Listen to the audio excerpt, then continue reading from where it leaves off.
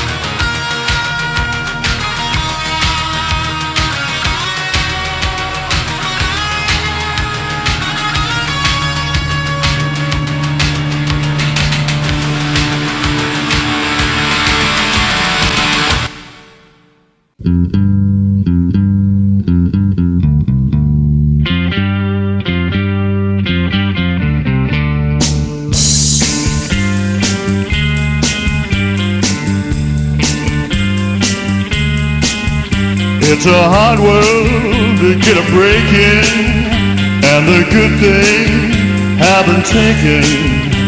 But girl, there are ways to make certain these pay. Oh, I'm dressed in these rags, I will sable someday. Hear what I say, I'm gonna ride the serpent. No more time spent sweating rent. Hear my command, I'm breaking loose. It ain't no use me down. Stick around, but baby, remember, it's my life and I'll do what I want. It's my life and I'll think what I want. Show me I'm wrong, have me some time, but someday you'll treat me real fine.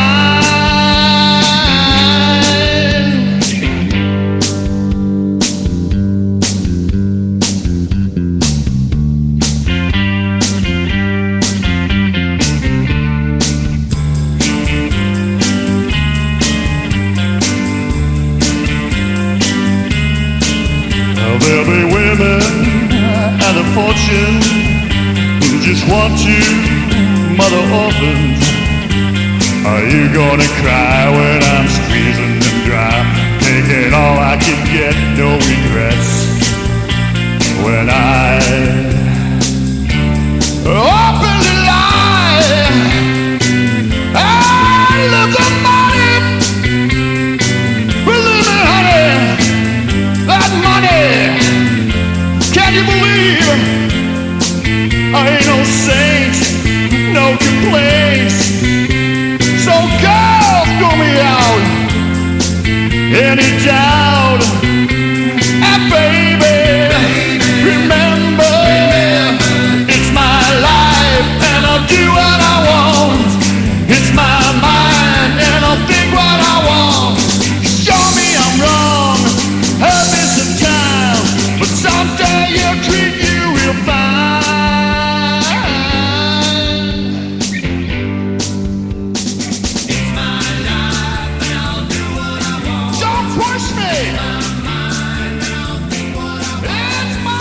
There's nobody listening to us anyway. I can do what I want. That's You can't tell me. yeah, we don't have anybody listening to us. Oh yeah, we do. Mike Cool Antonio. Hey, Mike. How you doing? We really enjoyed the show we did with you, man. That was well received. You're a real genuine guy. We appreciated having you on. Yeah. And I want to send a little shout out to our fallen comrade, Beef Wellington. He's all laid up in bed right now. What's he got, a cold?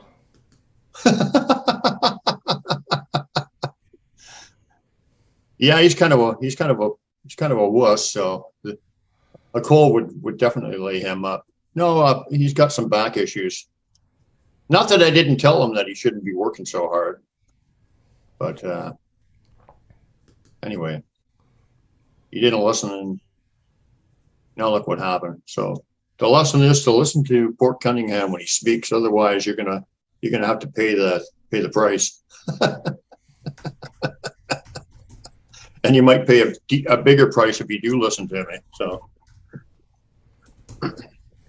Driving and listening, Mike Cole Antonio. Well, Mike, we may not have a show today because for some reason our guest does not seem to have. Penny Rummel sent me a friend request. Hi, Penny. I'm going to say hi, Penny. I love Penny's show. Penny P? Yeah, Penny P's. Yeah. Another one from Alina. Well, sometimes you get these little flurries of friend requests. I don't know what that's all about. Oh, that's nice. Alina's got snakes on her thing. Oh, he says cool, jumping on in 5. Okay. At 5? Not at 5, in 5. Who said that? Marco Polo. Oh, okay. So can you entertain the troops until then? Maybe he had to go to the boys' room. Well, why is he messaging me that? He's messaging you from the throne. From the throne room. From the throne room. I get you. Yeah. I'm going to tell these guys to come on like 20 minutes early or something because, oh, well, whatever. Chaos always works well on this show anyway, right? Yeah, that's when we're at our finest. You learn how to chill out, man. You're going to get your heart palpitating. Then you'll have a palpitation. Then you'll have palpitations. Palpitations.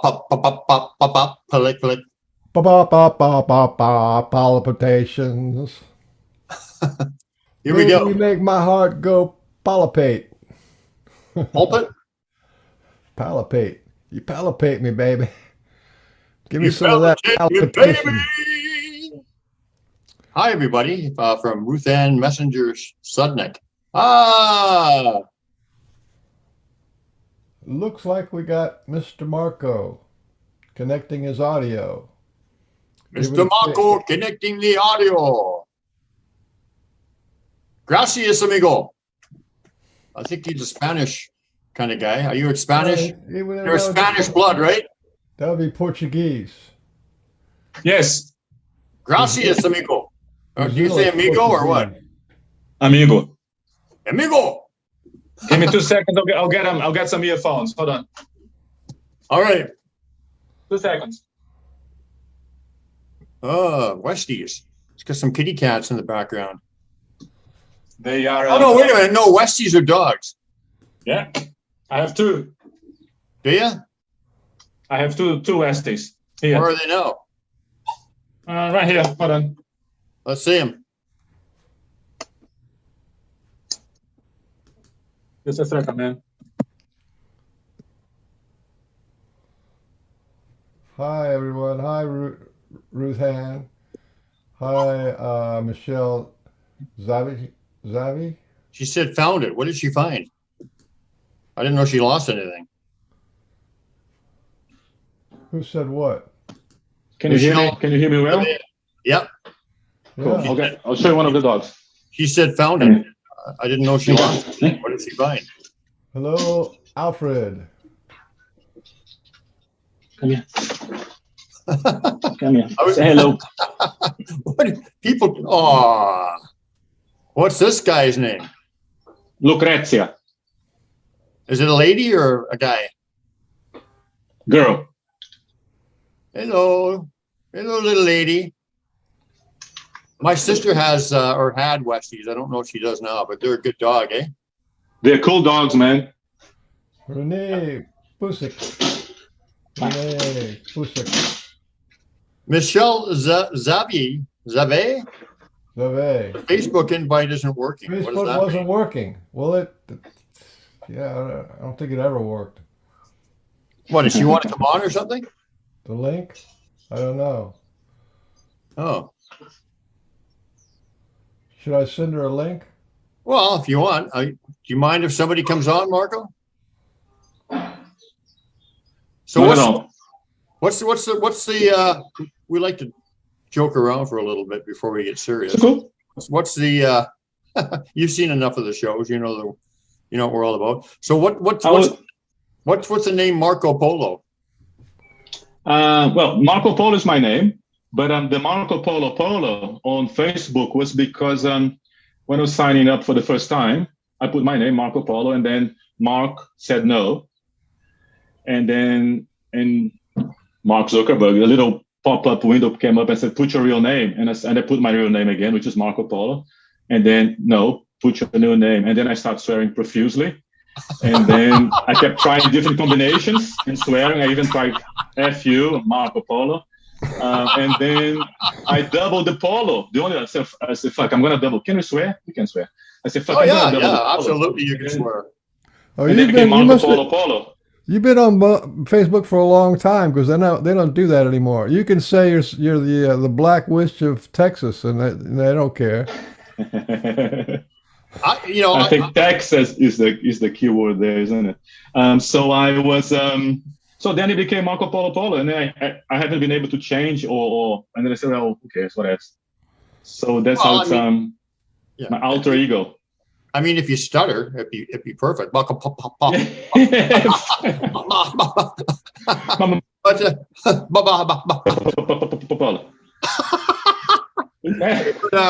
Mark didn't like that, eh?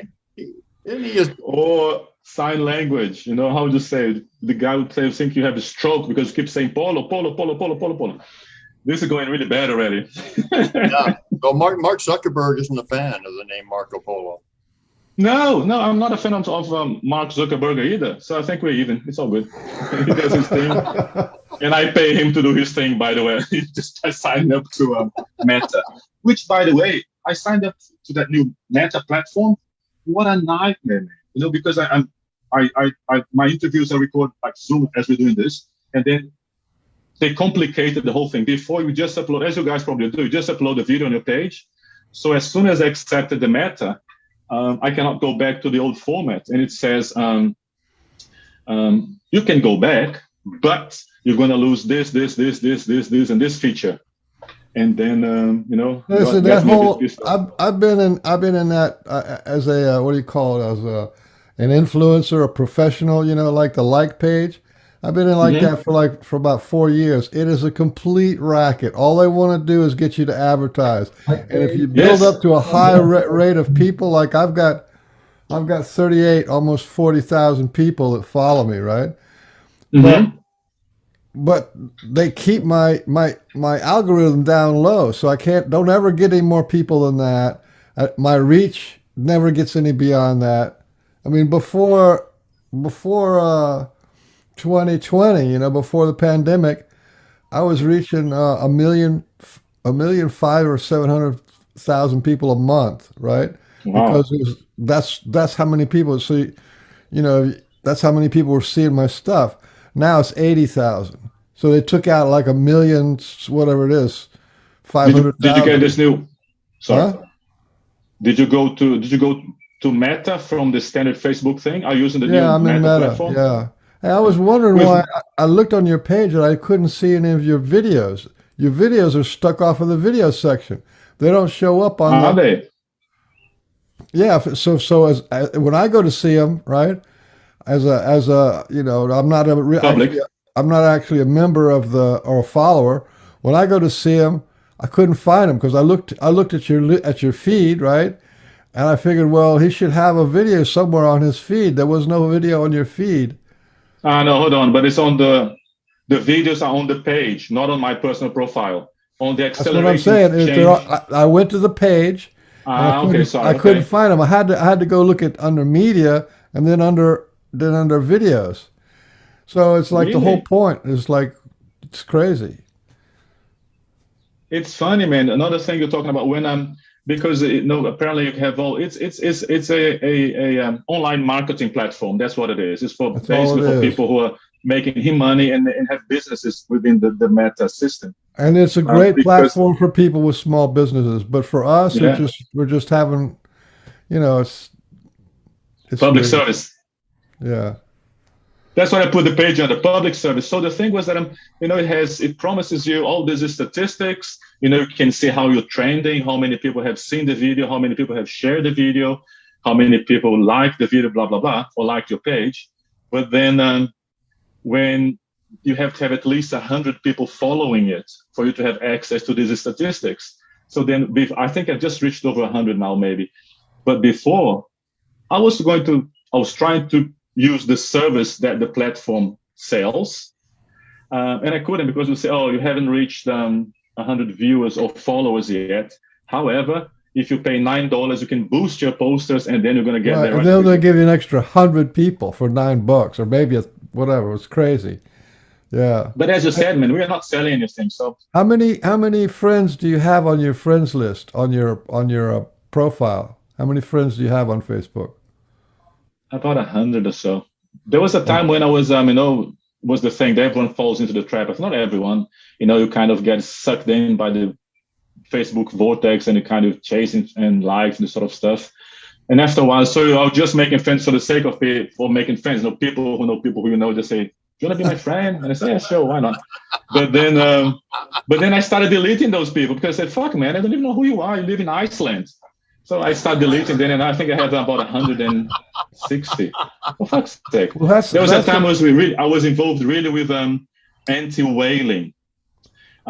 This was a few years back, and actually there was a grassroots movement that started with an American guy. Sorry, stupid questions. You guys, Michael, you are in the US, and Brian, you're in Canada. Is that correct? Yep.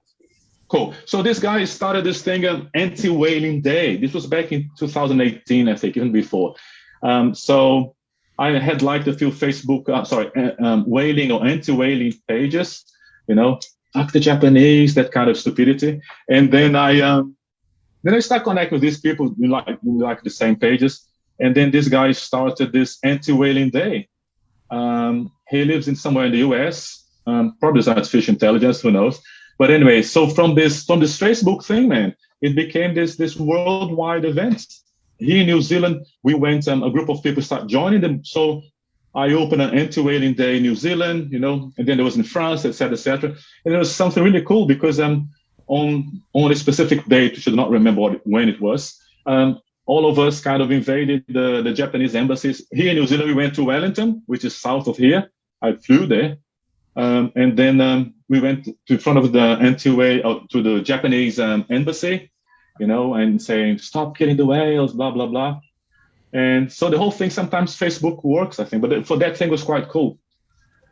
I was going to say there's a feature that you have on your like page that's not on group pages, and that is because you made the page, you can go to the invite and you can invite your whole friends list. So for that, you That's what I need did. friends.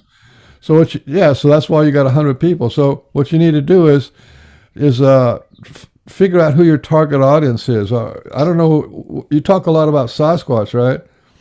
Talk about everything, man. The Sasquatch is something that I've never been a Sasquatch guy. I've always been an alien guy. Or probably for them, I'm an alien in reality. For someone who's not from this planet, I am a real alien for them, probably. So are we all. But I've never been much into the Sasquatch. I've always been more into, non-human intelligence, whatever is the current jargon in the field. And then the Sasquatch was something that I think happened because it was time for me to happen. I was having a conversation with a friend yesterday, and he was asking me, what is this story about the Sasquatch? And he always gives me a bit of shit, makes fun. And I say, what else, man? And then I was explaining to him how the Sasquatch came through. And he kept asking me, can you invite him here now? Can you bring him in? I said, man, he's not like my sock puppet that I can just create him and have a conversation. The guy comes when he wants to come, I cannot draw the spirits and draw him in. But yeah, so the Sasquatch was fairly recent, but I have always been kind of, my interest was always in well, if you think about multidimensional intelligence, which is also includes Sasquatch, doesn't it? But it's not specific in that those beings. Did you see our show last week with Penny? Awesome! Fuck! Sorry. Can you believe it, man? No. Can you believe it?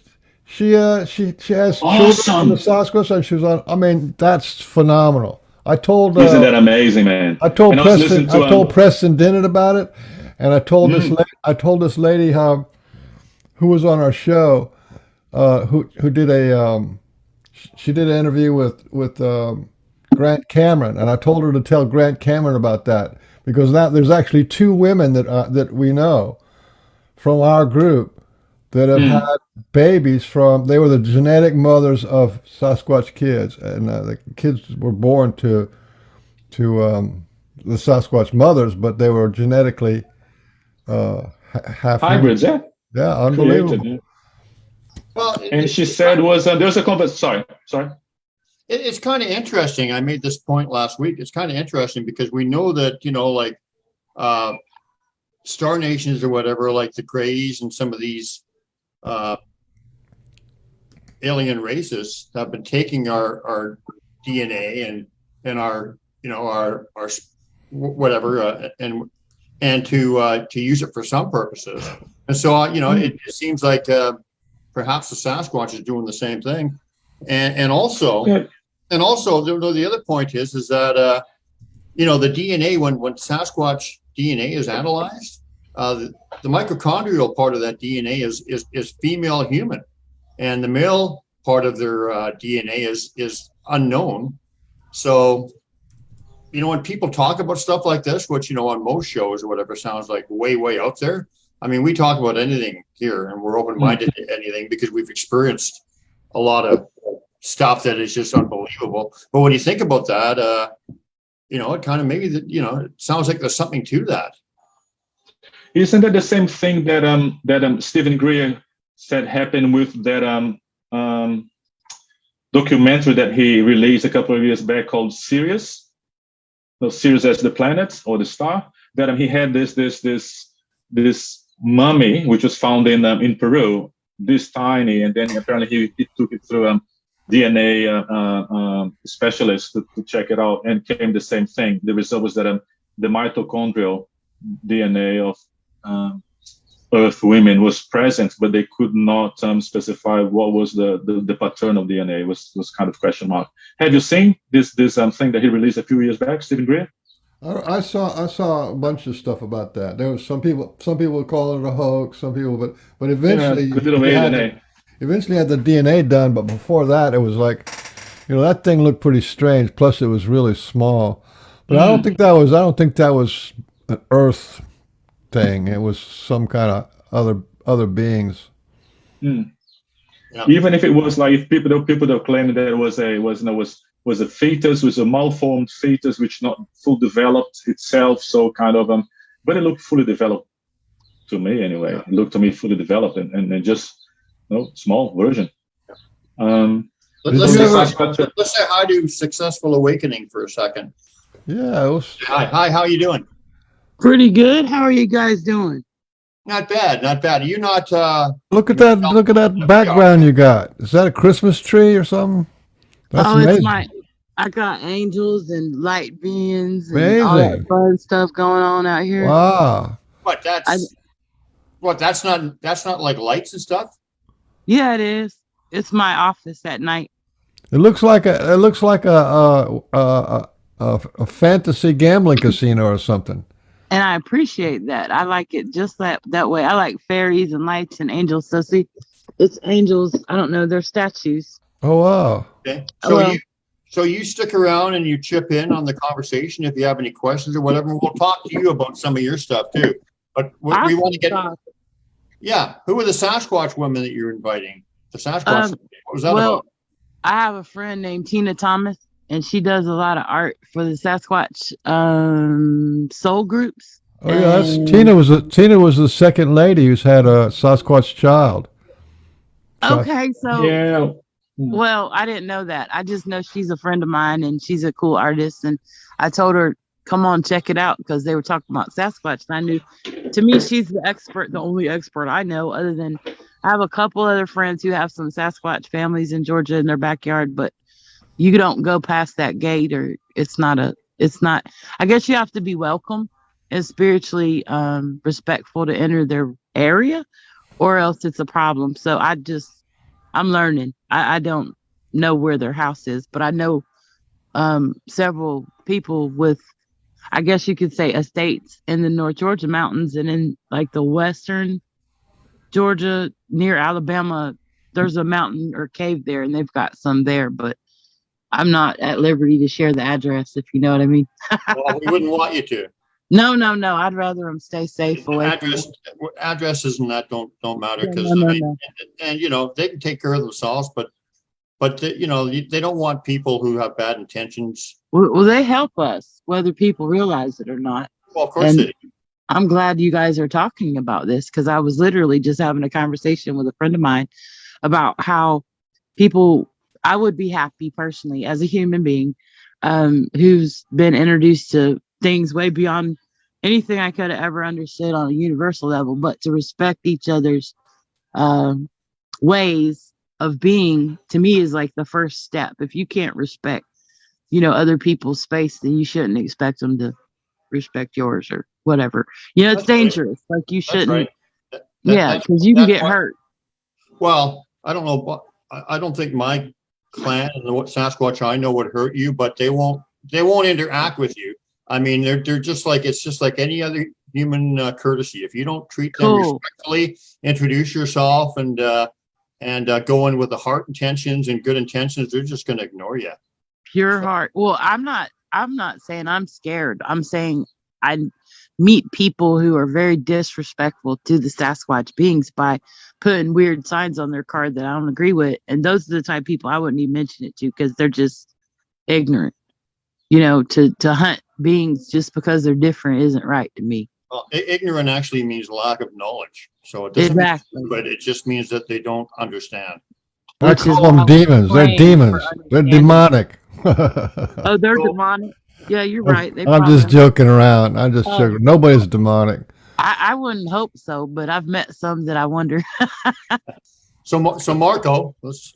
Sorry. When you came on the show, I thought, okay, well, let's find out this guy's real name because I thought it can't be Marco Polo. So it's actually Marco Polo. And Actually. are you related to Marco Polo? No, man, but I kind of this thing keeps falling down. No, I found out the other day. I mean, a few years back that he was Croatian. So I went and saw his house. Theoretically, it was his house, but no, not related at all. He was Croatian, yeah, from He wasn't Spanish? No. Croatian, but he was back then. Croatia was part of the Roman Catholic Roman Catholic Empire still, which still is an empire. And so they took all of Albania, Croatia, most of that part of not the Mediterranean, the Adriatic Sea, because from the north of Italy it connects this one piece, Yugoslavia. It was all part of the Venetian Empire. So that's why he was working for the Venetian Duke. Okay, well, I think we actually want to get into your story and how, but just before we do that, so were you teased as a kid for having that name? no, it was strange. But in Brazil we don't have this. I mean, you have this pool game, or the guy goes Marco and the other guy goes Polo, kind of stuff. So there was an episode when do you have it in the US and in Canada? We have it here in New Zealand. No? Do we have what? A game called Marco Polo? Yeah. No? Yeah, there's a kid that you play. It's a game we used to play in the pool. I don't know why it was in the water, but you close your eyes and somebody say Marco, you'd have to say Polo, and you try to find. And then the guy has to find you. Yeah. So back in Brazil, I lived in a place where there's some American kids, And I was a kid and I was in the pool together, but we were not together. So they kept calling Marco, and the other one say Polo. So I would be turning around trying to fight. Yes, go, yes, yes, yes. Eventually, there was the whole thing. But it's a bit of an unusual. I've heard. It rings a bell. Somewhere I think I've heard that. So, how long, or when did you leave Brazil? Because I have a question pertinent to Brazil. 30 years ago. Oh, okay. 93. Oh, so you're fairly young when you left. But are there Sasquatch type, or did you ever hear when you were a young man of Sasquatch type individuals in Brazil? Or I know now. I was talking to Sambo, Jean Letelier, and we were talking about, because I'm gonna have a chat with him, and then an interview, and then he was saying that the people from Brazil, the natives, whatever, natives, such a weird name to say it now, but they have this creature called, I think it's Jin, which is in the north of Brazil, where the rainforest is, the Amazon forest. There's this being called Jin, which he said, Jean said, or Sambo, that it's our version, for that region of the forest. But then I think they have also in the north. Sorry, I do apologize. In the south, which is near Argentina, Uruguay, Paraguay. Actually, there's this thing called Mapiguari, and the Mapiguari, it's a forest being as well, which was the equivalent to what Sasquatch. I'm not sure. Would you say it's the same race? It's the same species, different species of the same race, maybe, if that's correct.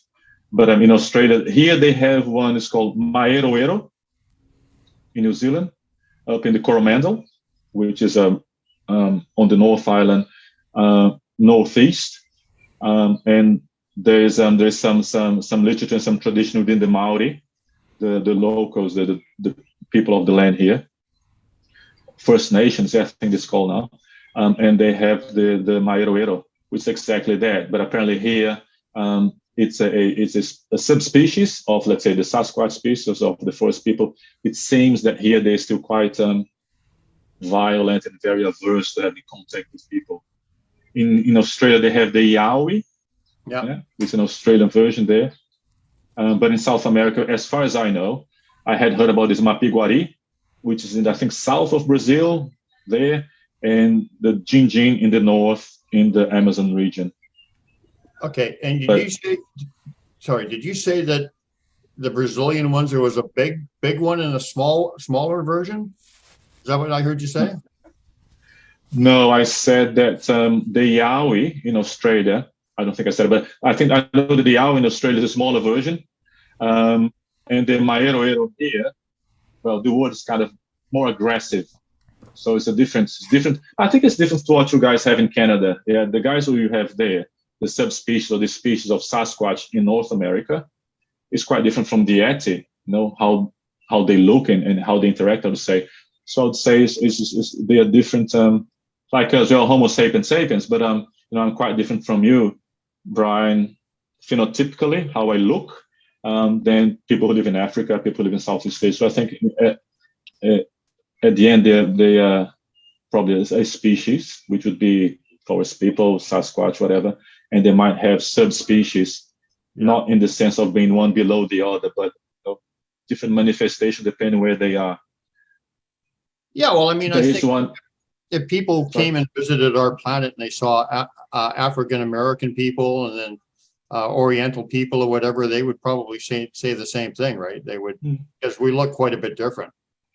There is one in Southeast Asia, Malaysia, Singapore, I think, which is it's a different one as well. I think it's very similar to the orangutan, and the name is similar to orangutan, similar but not the same. And apparently the ones they have, the hairs tend to be reddish, auburn, this sort of stuff. So a lot of people say actually not seen any of this. It's just as orangutan, but it's not. It's apparently for the people who have witnessed it and they have come forward and say they are similar, but they are not apes. Yeah. They're people kind of thing. Yeah, well, I mean, that's what we call the Sasquatch, obviously, is people too. To get back to the ET, the space people and Sasquatch people in South America, there's a lady in the United States. Her name is Barbara Lamb. And Mm-hmm. you've heard of Barbara Lamb. What I heard in one of Very her famous. lectures, that when she went down to South America, of course, she would interview people who are contactees or people who've been on the ship. And when she talked to those people, they said that 50% of the people who are taken on a ship in, like abducted or contacted on a ship in South America, they reported back that it was a Sasquatch ship and a Sasquatch crew. So that puts a whole different slant on things. You know what I mean? That half the people who get taken say this was a Sasquatch ship and a Sasquatch crew. You said the Chewbacca, eh? Chewbacca, it took me a while to Chewbacca. realize that Chewbacca was a Sasquatch. Yeah. Yeah. Star Wars. Yeah. On the So, ship. so get back. Let's get back to how you got started. And you said the Sasquatch was something that came into your consciousness quite late. But tell us a little bit about yourself and some of your experiences and what you're all about, Marco. With them or in general? In general, like you're you said you were more of a UFO guy or whatever. Yeah, it's Just back in tell us, 90s. just tell us like when you were young. When I was young, nothing. When I was about 19, I was back home, back in Brazil. I was back in Brazil, changing that. So home is here now. And you remember it used to be called esoteric studies when you'd go and learn about energy. This was back in the 90s, 93. Sure. And so I went to this lady's, this was in Rio de Janeiro. I went to this lady's house through a friend, and then I started doing this. It was 1 year esoteric course on esotericism kind of thing. So we did a bit of chromotherapy, working with colors, and a bit of tarot reading, little bits and pieces.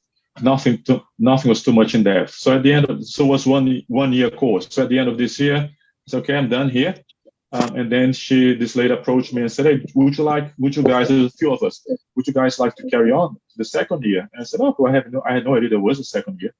So then we went to the second year, and then the second year was kind of the same topics and new topics, a little bit more in depth. And then there was, so this lady would invite guest speakers once every 2 months or once every 6 weeks, whatever it was, guest speakers to talk on different topics, healers or mediums or whatever the topic was for the month. And then at the end, there's always be like a little, socializing, bit of eating and getting to know each other. And then she had this coffee table, this round coffee table. And then this fella, the guest speaker said, he was talking, all of a sudden he said, "You need to do some work on that table," and pointed the coffee table. I thought he was talking to the hostess. I thought he was talking to about the table, because the table was a bit worn off, and so needs to be some polishing, whatever it was, repainting. and then that's what she thought as well. She said, "I have to repolish it, blah blah." And he said, "No. You need to do work with that table." And then everyone went, But then later on, we realized that they had already been contacted. They had already been tipped, kind of thing, on that aspect. So long story short, ended up happening that we started meet regularly, and then the contact modality was perceived to be primitive, but it's a way of contact. So the Ouija board. Yeah. So, but it's still, I think you open some. Let's call it portals. It's a very loaded word these days, portal. But anyway, so you open some contact to other vibrations. Yes. So, and I think my opinion is that depending how the tool is there, it's depending on the intention and on how you set the setting. And it was all very safe. There's always, clearings and prayer before. So we started contacting with these beings who came. This was back in 93. So I was 19, but still back then there was not much talk as we have today of multidimensional beings, of the transition. Everyone had heard had heard about the Age of Aquarius, and hopefully watched Hair. No, Hair, the movie. I love the film.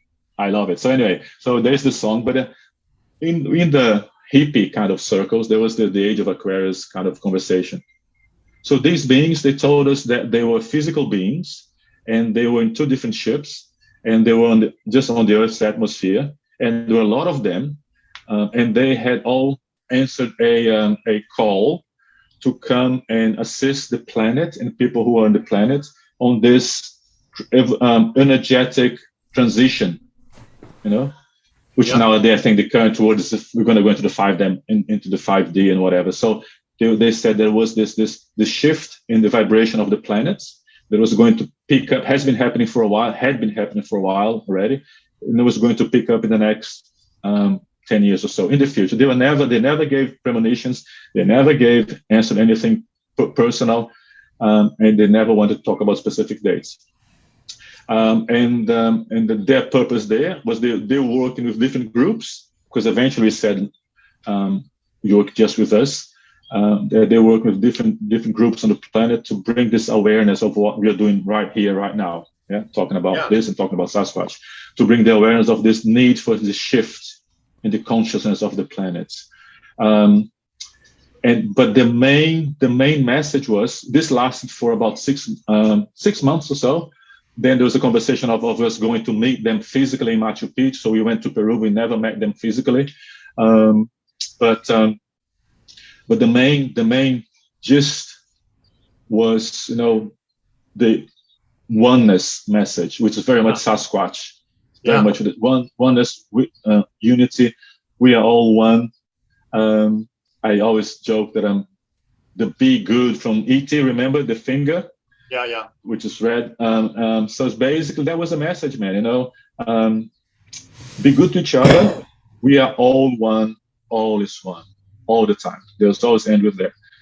Initially it was like with the glass, the communication, but eventually we always started downloading telepathically, etc., etc. There was a lot of automatic writing, but this was 30 years back, unfortunately. And so it was 9 of us, and it was 7 of them. And then, but unfortunately, I think all of the writings, all of the automatic writing, they got lost, so we don't have it anymore. But there's a lot of stuff came through there. Then eventually we started downloading, and there was no need for the glass anymore, or the Ouija board, switch the glass on the board.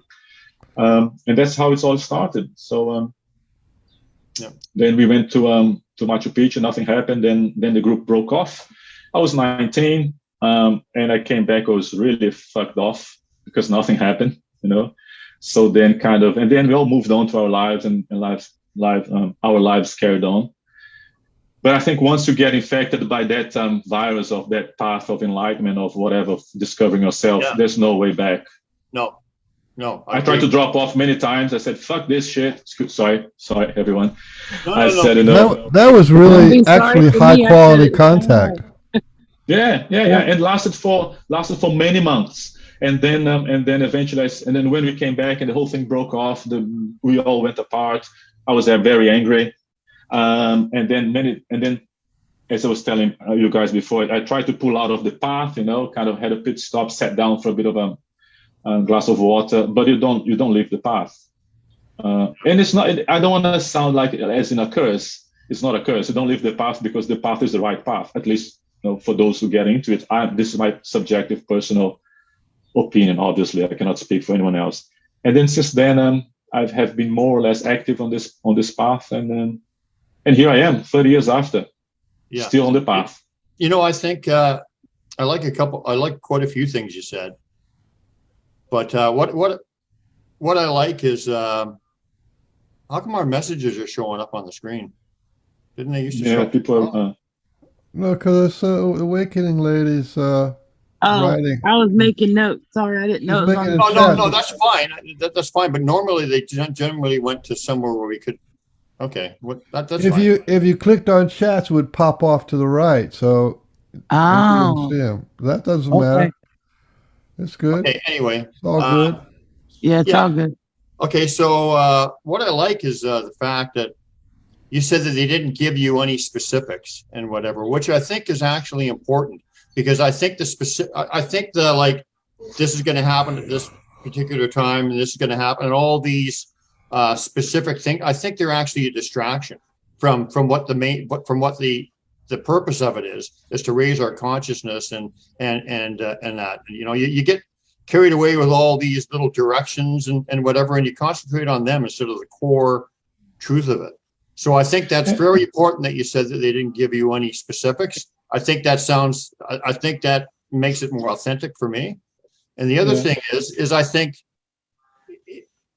I mean, you obviously at this point now, because you've had some Sasquatch experience and you've talked to Sasquatch people and you've watched our show and talked to other people. It sounds like it's very much like the Sasquatch message. Would you agree with that? Yes, I think the Sasquatch is the same message through a different medium. Yeah, the message is one. Yeah. The message is unity and oneness, and stop with this nonsense of fucking hating each other. And the very same word, other, it's something outside of you. It's not you. It's someone else, something else, another person. So there's no other. We are the other and the one. I think that's the core message. But I think also we all have our specific cultural, psychological understanding and the breaking down of how we understand the message, and then we put our little spin onto it. So I think that's why there's so many, versions of the same thing and said differently, because we interpret it, and then we kind of, reinterpret and repeat it again, just like a bit of Chinese whispers. You ask a guy, someone said, let's say a guy saw an accident this morning, a car accident over there where you guys are, and then you ask one person and says, "Oh, what happened?" "Oh, the guy came from the right, and then the other dude was going to overtake him, and then the car on the right crashed." Okay, that's one version how this person interpreted what he or she saw.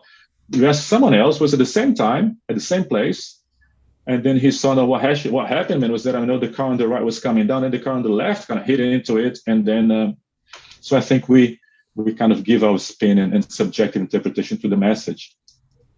Yeah, but I don't think we should veer too far off into some of the no. Other than the core, like with me and the Sasquatch, I call it the core truths, which are like all one, all connected. Love is the creator of everything. No division, no hatred, no judgment. Not no hatred. Yeah, well, no hatred, no judgment, no fear is very important. No hatred, probably as well. Yeah. Oh yeah, but yeah. Of course, but that's just a kind of an offshoot of it. But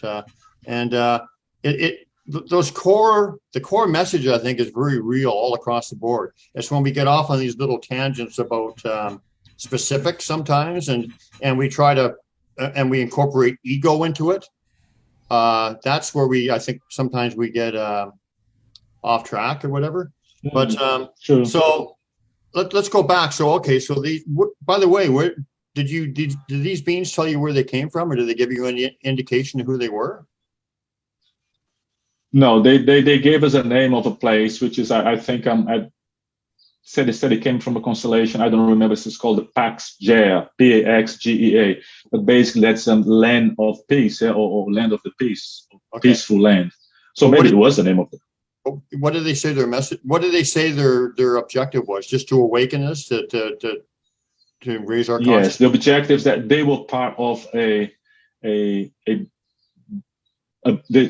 bigger plan, and the objective was to assist us into this, what we're going through now, I believe, to this shift in energy and shift in consciousness that we basically have to, start playing with the other kids.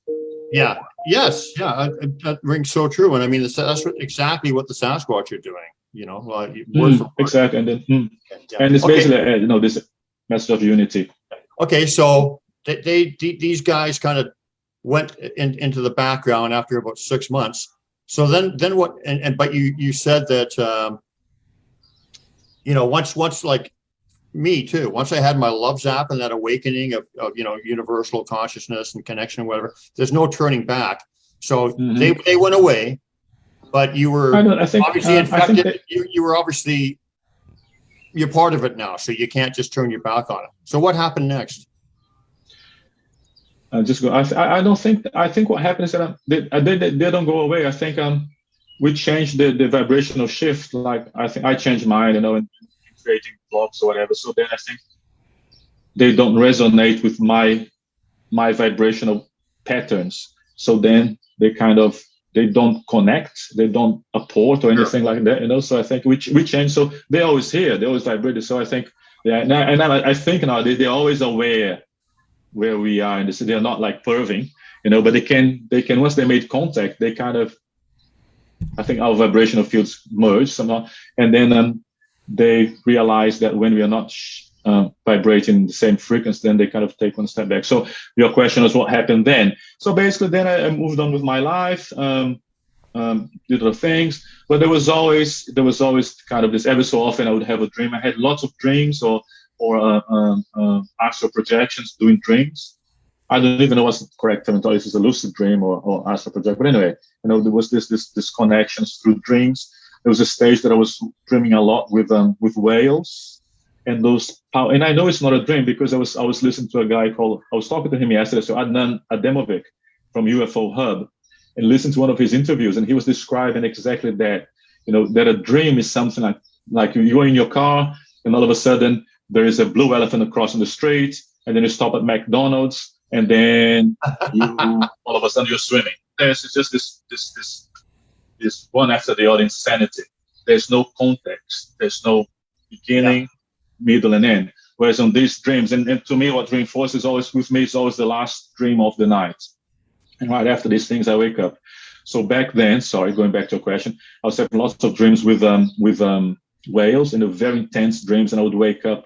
You know, I had certainty that that those were not dreams. Actually, one of the first ones, which took me by surprise. At that stage, I was kind of not really focused into that. I was moving on to my life. I had just started university. And then one day, I used to share the bedroom with my brother. So one day, I thought that I had woken up. So I am seeing my brother. I'm seeing the bedroom. I said, okay, it's time to go to university. So as I try to get up, I'm projecting from my body, and I feel very weird because I get up, and then all of a sudden I feel that I don't feel the same. And then I look, but just my torso got up, so it's kind of 90 degrees like this, which is very awkward for someone to get up from bed, like, you know, like Nosferatu getting up from the coffin, the vampire, you know. And then I realized that my legs were still lying down, and I realized I was still lying down, but I was also, you know, I had set up. So I said, wow, and then I said, okay, and then I clicked, I am projecting. I had heard about it, and then I moved my feet out of my body and put my feet on the ground, my astral feet, let's say. And the sensation was as if I was a balloon. Do you know when you have pin and needles? Let's say you sit on your leg in an awkward position, and then all of a sudden you have pin and needles, you're all numb. It was similar to that, but more subtle. But I could feel my feet on the ground, and my body felt like that were not my physical feet. And then I said, okay, so I'm gonna try to get up. So I got up. This was full on my astral body, but fully conscious. Looked back, I saw myself in the bed. And then I turned around, and I lived across from the beach back then in an apartment. So I looked out of the window, and initially I saw the sea. And as I came closer, I realized that was not the same sea. And I realized as soon as my attention focused on the window, I went somewhere else. I was standing on this cliff, and the sea was just, you know, you have in the sunset, usually the sunset, the sea goes golden. It was this golden sea, and it was on top of this cliff. And I clearly remember seeing this Greek column, half of a Greek column broken and stuck on the ground on the edge of this cliff. And I said, fuck me, I'm gonna jump. Then I jumped, and then I start just projecting myself over the sea, and it was just fucking awesome. I was just, sorry again for swearing. I was just flying over the sea, this sea of gold, man. And I flew around, and I said, wow, fully conscious. Then I did a bit of a loop around, and then came back. As soon as I came back again, I got back into I could see my bedroom. Then I went back into my body, and I woke up, and I said, things that make you go, Yeah. So tell us a little bit about your dreams with the whales. The dreams of the whales was always the same setting. That's why I said there's a setting to these things, to these projections. You know, it's not the blue elephant crossing the street while you're going to McDonald's and he goes and orders a chocolate milkshake. It's not that. No. So I understand that, but specifics about what they were trying to show you or teach you. Compassion. Sorry, I do apologize. You go. No, I just wanted to know what were they trying to, because like when the Sasquatch come in my dreams and with other people, we know they're not dreams. That's and you know that with the whales. So what were the whales teaching you? What was the purpose of the dreams with the whales, and what were some of the experiences you had in those dreams? I'll tell usually the settings or the context when these whale dreams happen. It's always obviously in the sea. I get to a beach, sometimes in different places. It's usually at night in the dream. No, it's a night time, and then I walk in, and then I put it feels very different.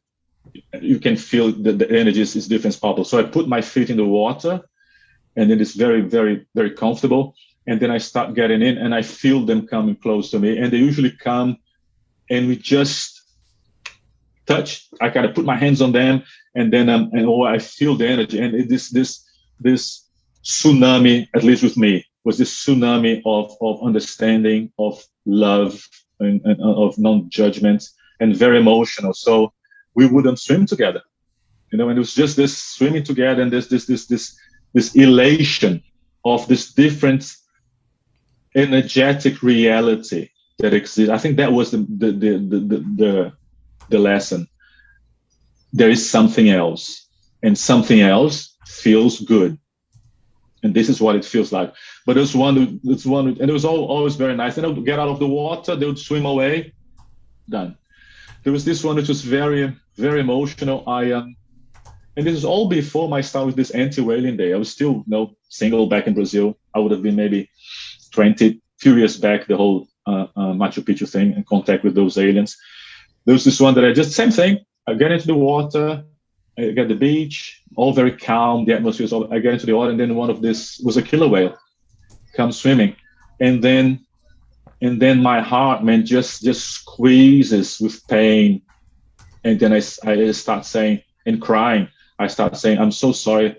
I'm so sorry for what we're doing with you. I'm so sorry. And just like asking for forgiveness for what we fuckers are doing with them, killing them, etc. And with the planet. And then this thing, man, this energy just comes around and says, it's all right. We understand. And we forgive you. Wow. And then, but my heart was just being as if you're squashing it, man. It was just like pain. I was feeling the physical pain here. So and then that was it when they said, him was on one. I assumed it was one conscious, but probably this is a group conscious. I don't know. Said, and then no, we forgive you, and it's okay. And it was just this washing of forgiveness and okayness over me. And then I woke up. I was and I was crying a lot in the dream. And I woke up. I had this physical pain here, as if someone had gotten my heart chakra and then pounded the fuck out of it. And then I was crying, and this pain. So this was quite a quite interesting one. I'm gonna tell you about my first dream with aliens, UFO. Okay, picture the Scooby-Doo haunted house on the top of the hill. Yeah. Yeah. So the dream was I was come walking down this grass area, and I saw a Scooby-Doo house, and I said I have to go there. So I went in. When I got in, it was a normal house. Initially, it was a cartoon house, exactly like the haunted house on the Scooby-Doo thing, at dark, etc. at night. So I walk in, open the door, was the normal house. I walk in, I notice to my right-hand side, this cupboard, wooden door like this. I open the cupboard, and then there's nothing, just like maybe half a meter in it, and then like a closet where you put your coats, whatever. And then I put my hand through the back panel, which is a wooden thing, and then my hand goes through, and it feels like similar how I said I felt when I projected, but it feels, if you think like your hands being of marshmallow and going through a marshmallow wall, and I just went through, and I went through on the other side, just like Narnia. Yeah, you're familiar with Narnia? Goes through the cupboard and get into Narnia. The story was kind of Narnia, but it was a fucking alien Narnia kind of thing. So I get in the other side of the cupboard. I'm in the ship. I'm in what you call cockpit, yeah, the main part of the ship. Now, if you think kind of Star Trek, which there's always, in Captain Kirk sits, so there's always like a little platform. Yeah. There's like a 2-level thing. I get in and I look around and I see this soft white light, and I can see screens all around. I walk by on my left-hand side. There's a white table, and there's some beings sitting on the table. They know that I'm there. I kind of look at them. I cannot see their faces. And then all of a sudden, my attention gets pulled to this. Then there's a couple of steps. I go up, and it's like another area of the, let's say, cockpit of the main, wherever room I was. I'm assuming it was the control room or whatever they call it. There was this table, and the table was I could feel it was warm and was lit, a light, a delicate white light emanating from the table. There are 6 beings around the table. There is a gray alien lying on the table with his stomach, chest cavity open. And I'm just watching all of this and thinking, fuck me. And then these guys, they were mented beings. And one of them had, they had a rod, a crystal rod, which I think was an amethyst, which had this violet color coming out of it, and they were operating this, healing this being. And then I was looking at, observe, and then telepathically this chap talks to me and says, would you like to have a go? He didn't say have a go, but would you like to do it or assist? And then straight away I said, well, I don't know what to do. And he said, yes, you do. So I grabbed this metal rod and I start healing the being, and I knew exactly what to do. And then, like the other people say, like Grant Cameron, talking with Grant Cameron, his interviews a lot of people, and a lot of the people who, this is just a side to this story. And he's very interested in people who have been shown how to fly the crafts. And then it's the same kind of thing. We say, or these guys, when they're over there, us humans. And the being said, do you want to have a go and pilot the ship? And they said, I don't know what to do. And it's exactly the same thing. When they do it, they know exactly what to do. Yeah. So just a sidebar there. So then I do this thing. And then I say, well, okay. Then again, I come back, take one step down, and go back to the table where those 6 beings are seated. And then they were wearing white gowns. I never saw their faces, never, not even the ones who were operating. I kind of realized they kind of mantis later on when I found out what mantids or mantis beings are. So there were there were 5 of them seated down on this table. I'm coming down, so now the table's on my right, yeah. And then they had these white robes, could see normal hands. Back then, for these guys, I assume they had, I saw hands with 4 fingers, long white hands. And then I was struggling to, and I wanted to see their faces, because you always need to see the face to recognize them. And then as I brought my attention to the face, when it got from up here, it would change into, Picasso's face when he was doing all those cubist drawings, all very square, like Guernica, all very crazy. And their face, all of them kept changing, from one thing to another, always on the same style, no distorted eyes sort of stuff. And then I said, why I cannot see your faces? And then they said, oh, it's not time yet. And then I wake up. So that was a very, very, very interesting experience that I had many, many years back and marked me a lot. Yeah. What was your impression? There were others, but what was your impression of the mantis beings? Back then I had no impression because I didn't know what they were. Now the impression that I was that the energy in the room was very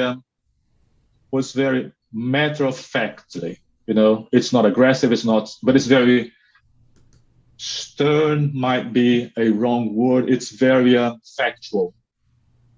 They are there. There's not much emotion. They are very factual. It's like, hey man, do you want to do this? You know how to do. You know how to do. You're a good boy. You know how to do it. Be brave. It's not like that. It's kind of, do you want to do this? So it's very, very clinical, I would say, with them. And then, and that was it. We were not there to kind of make friends. I was there to perform that task. I think I was there to see another reality, that we are here exists. But I was there to be aware of that, but also to be given that opportunity of experiencing that. So it's not a social occasion to sit down and have a cup of tea and some shortbread biscuits. You just go there, do something. I don't think they function like that. I think the emotional thing does not exist. It's very strict. Yeah, that's interesting. I actually had my reality was taken away. Like I was just standing on my back porch. All of a sudden, I was in another reality where I was a mantis being, and I recognized another individual I know that was a mantis being too, and it was tell you the truth, it was kind of creepy at first. And then when I found out a little bit more about them, and I thought, well, they're pretty amazing in a lot of ways. So I kind of thought, well, I can step into that. But yeah, it was just like I was talking to you, or just here, and then all of a sudden I was there. Probably for them, we're very creepy as well. Like no, we bombed Japan twice. That's creepy. How many people have we killed? How many Japanese just in that single day? How many people have died? I think it's about 50,000, 100,000 people, and 180,000. So that's fucking creepy, my friend. That is creepy. No, I didn't mean it like that. And yeah, I know you mean, but you know what I mean? Do you understand what I'm saying? Yes, we're probably the creepiest beings in the universe, and we're lucky that sociopaths, galactic sociopaths. Yeah, but we're lucky that they actually take an interest in us and are trying to help us raise our consciousness. But I just meant creepy, like from my perception at the time. I thought, like, I'm an insect, because I knew it was me, and I'm thinking, like, I'm an insect.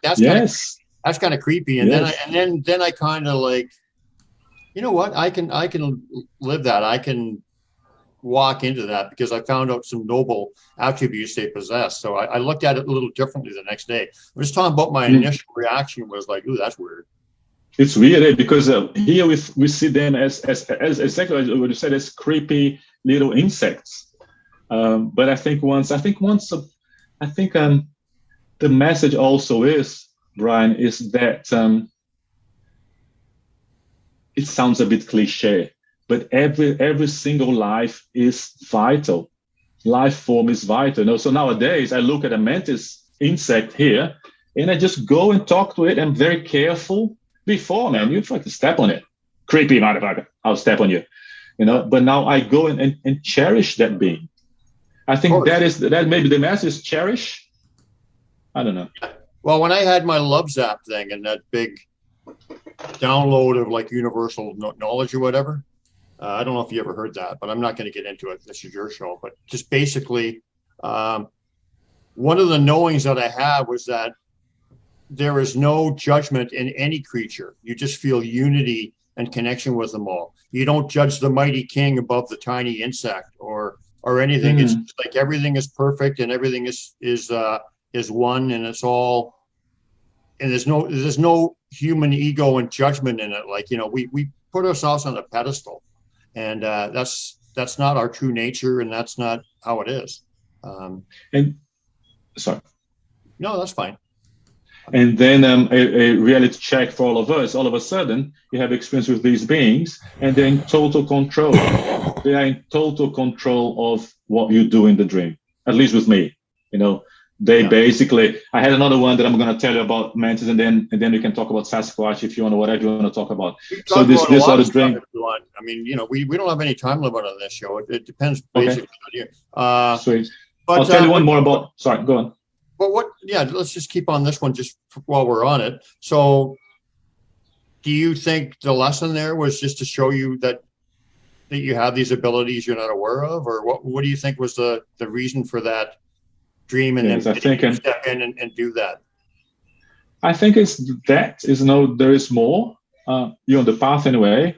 But also is that I think it's so small chunks is because that's what we can handle at that time. You know, sure. So as incremental polishing, as we polish ourselves. I had this conversation with a friend yesterday. This guy was talking about explaining to him what is I could not summon the Sasquatch like I'm fucking Harry Potter, Expelliarmus, and he shows up. You know.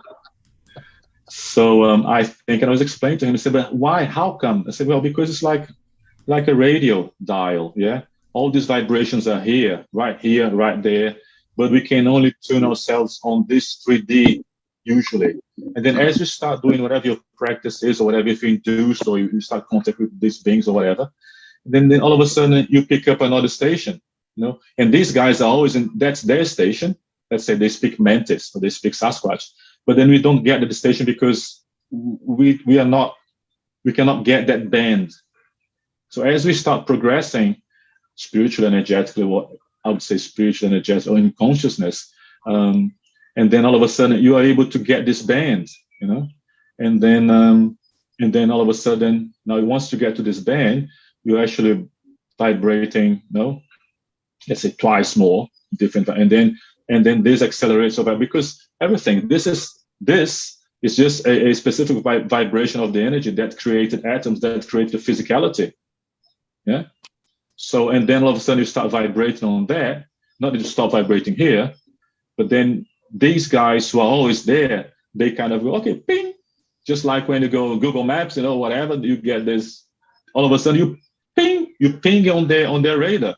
And all of a sudden they can approach. I don't think we approach them.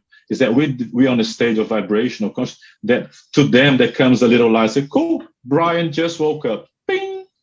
And then they approach. And then you're vibrating here, and all of a sudden you start vibrating more, and then you expand a bit more. So these guys where you pinged first, ping, and then you start to ping over here. And then someone else, you fine-tune yourself to their vibration, and then they can approach. And then all of a sudden, when next day you wake up for fucking, you're hungover, and you've kicked the door as soon as you got up, and the dog shat on your carpet, and then you get fucked off, excuse my English, you get angry, and then you go back and start vibrating here. So then all of a sudden they don't go anywhere, but they choose not to, because it must be very hard for them to lower the vibration to be with us, because we are very dense.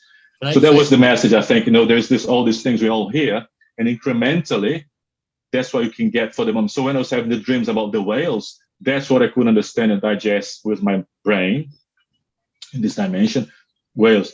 And then this first dream with the mantis, okay, I could digest that. So much so that was 30 years ago, and I still remember vividly. But then no more than that. And then there's a gap, and then something else. In the meantime, you kind of just living the life. I think that's what it is. Well, it's interesting, because when I host my Sasquatch campouts, which are actually, I don't invite the people there. Sasquatch invite them, and they tell me energetically who they want, so and so. But it's very interesting, because exactly to the point of what you're talking about is that when we're talking about, fear-based stuff, like what's going on in the world today, whatever, the Sasquatch don't come around. They don't want, they don't interact with us at all. But as soon as we start raising our vibrations, talk, laugh, sing, dance, play music, start talking about them and spiritual things, that's when they come around. And I think it's very much like you said, because they're on a higher vibration than us. So in order to meet us, we have to raise our vibration, and so that we can kind of meet them in the middle or something. And I think, and kind of in a vibration that they can connect with. So I think it's very much like you said with these other beings or whatever. We can connect with more of these things, and we can get more universal truths and whatever, obviously when our vibrations are higher and we're resonating on that.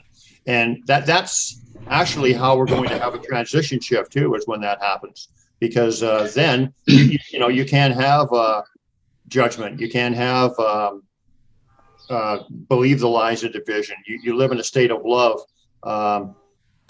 and we're all connected. So you change because you can't help but change. And so that's what these beings are all here to do. I think that's right from your very first experience you talked about with those beings that were telling you about love and connection or whatever. That's what it's really all about. That's what they're trying to do for us, so that we can join them, right? It's just saying that I'm going to just a follow up on you said that about the fear. One of the messages that, because, and then all of a sudden they started talking back, this is back then, back in the 90s. They start talking about these physical changes that's going to happen on the planet, physical changes that were going to happen, and then and things that could eventually happen, et cetera, et cetera. If things go really bad, there was this kind of people who, there would probably be an intervention, not to save the planet, but people would be taken out of the planet in whatever form, maybe physically or energetic, whatever. And all of a sudden, that straight away, we started thinking, so what about like my brother, my mother, my whoever? And one thing that they said, and repeatedly, which is very reassuring, every time this fear, we start going to fear, am I going to be left behind? What about my wife, whatever, my father? And then what they would say in those occasions, that everything is perfect. People will be where they have to be at exactly time. Nothing happens by coincidence in your lives. So there's no need to panic. If if there's something you're going to be where you need to be to experience that. And the experience is the thing. So, so there's no need to go live in a mountain or do a bunker and save food. You might do a bunker and save lots of food. We're talking about the 2012 kind of thing was going to be the end of the world. And this was way back. This was 93, yeah? These conversations were going on. You might go and create this massive bunker with food to last you for 600 years. And then if you are not meant to be in that bunker, whenever the day of whatever's going to happen, if anything happens, you're not going to be there. So there's no need to fear.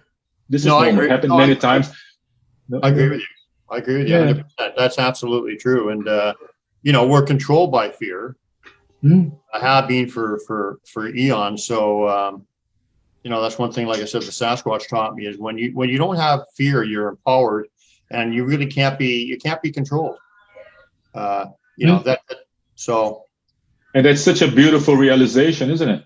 It changes your way of being. It changes your perception of what is relevant or not, of the little power struggles that you face on a daily basis, and that the fear is just whatever. When you realize that this is just one chapter in the many chapters of what we're going through, evolving as energies or souls or whatever you want to call it. It's all of a sudden it becomes so irrelevant. It's very freeing because in the midst of all this lunacy that we see, like outwardly, with what's going on in the world today, I've got, like, personally myself, and I mean, would go across the board with anybody who is in this, who feels like this. I've just got a sense of calmness and no fear, because I just know that everything is going to be fine. It's just, there's just, you can't touch us when we're not in fear. So, the awakening as creators, and as we create our own reality. So, like, I'm not going to be in fear. I'm going to create a good reality. I'm going to think about a positive outcome, and do. That's the best work that we can do. And I'm perceiving that more and more. Sorry. That's okay. That's why when like, individuals say, well, what can I do? And they feel hopeless and whatever. That's exactly what the elites or whoever is trying to control us wants us to think, because we actually can do. The best thing that we can do is not be in fear and think positively, raise our vibrations, because every thought and action affects everything in the spider web that is the universe, and whatever. Its vibration is felt everywhere. And so we are powerful as individuals. So by taking care of ourselves and keeping our vibrations high, our not being in fear, is the best work that we can do. And that's actually, but that is the work. Yeah. That is the work. Yeah, that is the work. But so the fact that, like, they have us thinking, we have us thinking by conditioning that we can't do anything about it, that's totally wrong, man. But I think it's slowly crumbling away through initiatives like yours. I'll tell you how I came to the Sasquatch. Yeah. Well, you were going to tell us another story before the Sasquatch, I thought. Yes. So one more. I'll tell you another one with the mantis. But do you have to go at a certain time, or how? Yes. About 45 minutes or so. I've got a Reiki session. Okay. Yeah, that's fine. But then we can do this again. Yeah, we can do this again anytime. Absolutely, you'll be on again. So tell us your other mantis story, and then. Let me think about the one. Okay, this one is interesting. We're talking about you become not become the underdog, but the power play. Here you can grab a mantis insect and smash it, and that's it. Nothing's going to happen to you.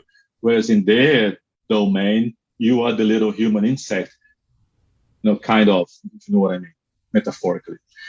So I was again the last dream before I wake up, and I find myself at a beach, and I was at this beach, and the sea was very turquoise blue, if you think Mediterranean Sea, in a beautiful Greek seas or whatever, in a beautiful sun, that kind of turquoise, the turquoise that you have behind you, on those beings there, that color. And then I was on this line. We were going to get into the school bus. And I said, what the heck? But everything was very slow. I was struggling to think and make sense. So I think that stage, I was not 100% under their mental control. So I was on this line, and it was interesting. I was at the beach. There was a school bus, like those school buses you guys have in the United States and in Canada, the orange school bus, prototypical school bus. And we were online to get into the school bus in pairs. And then there were these mantis beings which were wearing a blue cap and a little uniform, as if they were the travel agents. And there was one. There were more, but I could see this one, and he's controlling the entrance to the bus. And he had a little clipboard in his hand, or a pad, like an iPad, and he was kind of, checking who's going on the bus, going through the roll, as if we were in school, going on tour. Exactly, that was the setting. We were going on a kind of tour.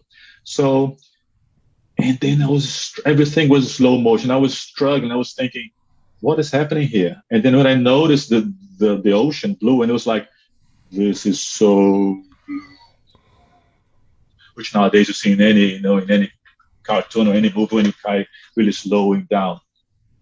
And everything was very sluggish. And then we walk in, knocking on, getting the bus. And then I go and I say, where are we going? And then it realized that I'm kind of aware of what's going on. I was not so zombied out anymore.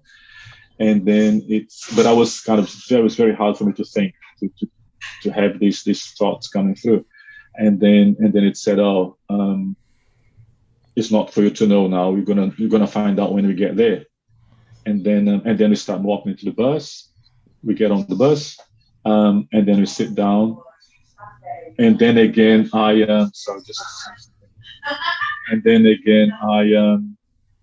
as I sit down, I go, where are we going? And then the same thing again. But then at this stage, I was kind of sitting down at the back of the bus, someone next to me, a lot of people sitting down, and it was this. I was being controlled. I could feel that I could not escape from there, and there was really zooming down on me, making sure that I was contained and zombied out. But I was aware of what's going on. And I asked him again, so are we going into water? And then he said again, you're going to find out when we get there. And then this bus takes off, and then we go into the water. And then I woke up. What's that? Sorry, I'm sorry. What's that noise? It's the kitchen here. I'll just close this door. Hold on. Oh, okay, no worries. And I just thought somebody. You asked me to mute. I'm hurt. Well, it's usually you, Bean, so that's why. It's not me. It's never me. Sorry, it's the kitchen. The Sorry, kitchen's here. Sorry about that. I just thought somebody had their good. Had the computer. It's also because I hear them. It's get a bit distracting. So okay, that was the thing. And the interesting so I got a little thing distracted with the noise. So okay, so you just reiterate a little bit. So you said it's not for you to know. You were going someplace. So what happened from then? And then we get on the bus, moving. Everything was very slowly, and we were being directed onto the bus. So we are being moved onto the bus. No one holding us, but control actions. You have to do this. So then I get on the bus, and I'm walking towards the back of the bus, and then I see all these people sitting down, and everyone is like kind of zombied out. And then I ask again, so are we getting into the sea? Where are we going? Struggling. And then the same thing. And then they said, well, we're gonna find out when we get there. And then the bus takes off, and then we get into the water, and then I wake up. And this is very interesting. And then just the last one on the mantis that so the thing that catapulted me is this opening of this consciousness when I started doing Reiki a few years back. And Reiki was something that probably, I'm able to, because you're focusing on the energy, and actually not focusing on this thing, you're just breathing, allowing the energy to work through you, etc. And the Reiki was a big boom on my perception fields that have been changing. So that's when the Sasquatch came through. Actually, no, it came through before. But one more, I just saying that I saw mantis in my bathroom here. This time I was not sleeping. I got up in the morning. It was the first time I had this third eye vision thing. Yeah? So I get up in the morning, go to the bathroom. As you do in the morning, you're kind of groggish. Then I feel something right here, standing right here on my right. And then I'm washing my hand, and then without turning my face, I can see this mantis being standing there. And then, being a well proper reared young man, older man now. I said, okay, so what I do now? I said, good morning, good morning. And then it, again, with no emotion, very matter of fact, he said telepathically, I think it was a he. It was about 2 meters tall, bluish black, big black eyes, no typical man, but this one has a slightly bigger head. Was standing there. I could clearly feel that he was observing me, and that's what he said. It says that don't be scared, don't be afraid. I'm here to observe you. I'm just observing. Sorry, that's exactly what he said. And I said, okay. So then I washed my face, brushed my teeth. It was still there, just observing me. And then I walked out of the bathroom, and as soon as I walk out, I walk in again to check if it's there. But because I was not seeing with these eyes, then it was not there anymore. And that was quite interesting because I'll probably you guys know what I'm talking about. When you feel the Sasquatch in the room, when you see this energetic imprint of the Sasquatch, you cannot see with your eyes, but you see it. And this was quite interesting. With the Sasquatch, I was in this room here meditating in 2000. It's a little office back in 2018, I think. As I said, I've never been. Sasquatch is not my thing, and so I'm meditating. All of a sudden, I see myself in an open area, and then to my left, front left, there is the line of the trees of the forest. Yeah? And I said, okay, this is weird, interesting. Go, and then I see this little black thing coming out of it's far away coming out of coming out of the forest and then coming towards me. You know, like in the movies when you see someone coming towards you from far away, very small, and all of a sudden it becomes normal size, and it stands in front of me, and it was a Sasquatch, and said nothing, did nothing, just looked at me, kind of, hi, here I am, here we are, and then went back in, and that was it. Went back, and I will rephrase that. Went back and got back into the forest, and then I didn't wake up because I was not sleeping. I was meditating. Then I was back, kind of thing, back here, and I could feel the cold. I could feel this cold wall here on my back all the time. So that was kind of awareness that I was not tripping. I was not dreaming. Obviously not dreaming because I had walked myself from my bedroom in here. Then that was it. I said, nice, but not really relevant. Not interested. Then after I had another one when I sent you that drawing of the glyph.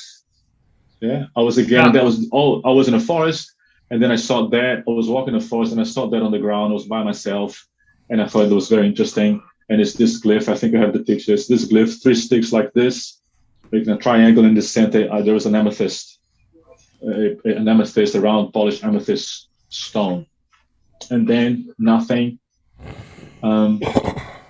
A long time passed, and then I started doing Reiki, and then I had the dream was that this dream was quite interesting. So we're talking about the Sasquatch UFO connection, which I think is completely and totally true. So again, these dreams, as we talked about before, they are not dreams. So I wasn't, and then when I have dreams or experience with UFOs, there's always the setting is always not always, but a lot of times it's either sunset or sunrise. The sky is kind of purplish, kind of. But you have this texture to the sky.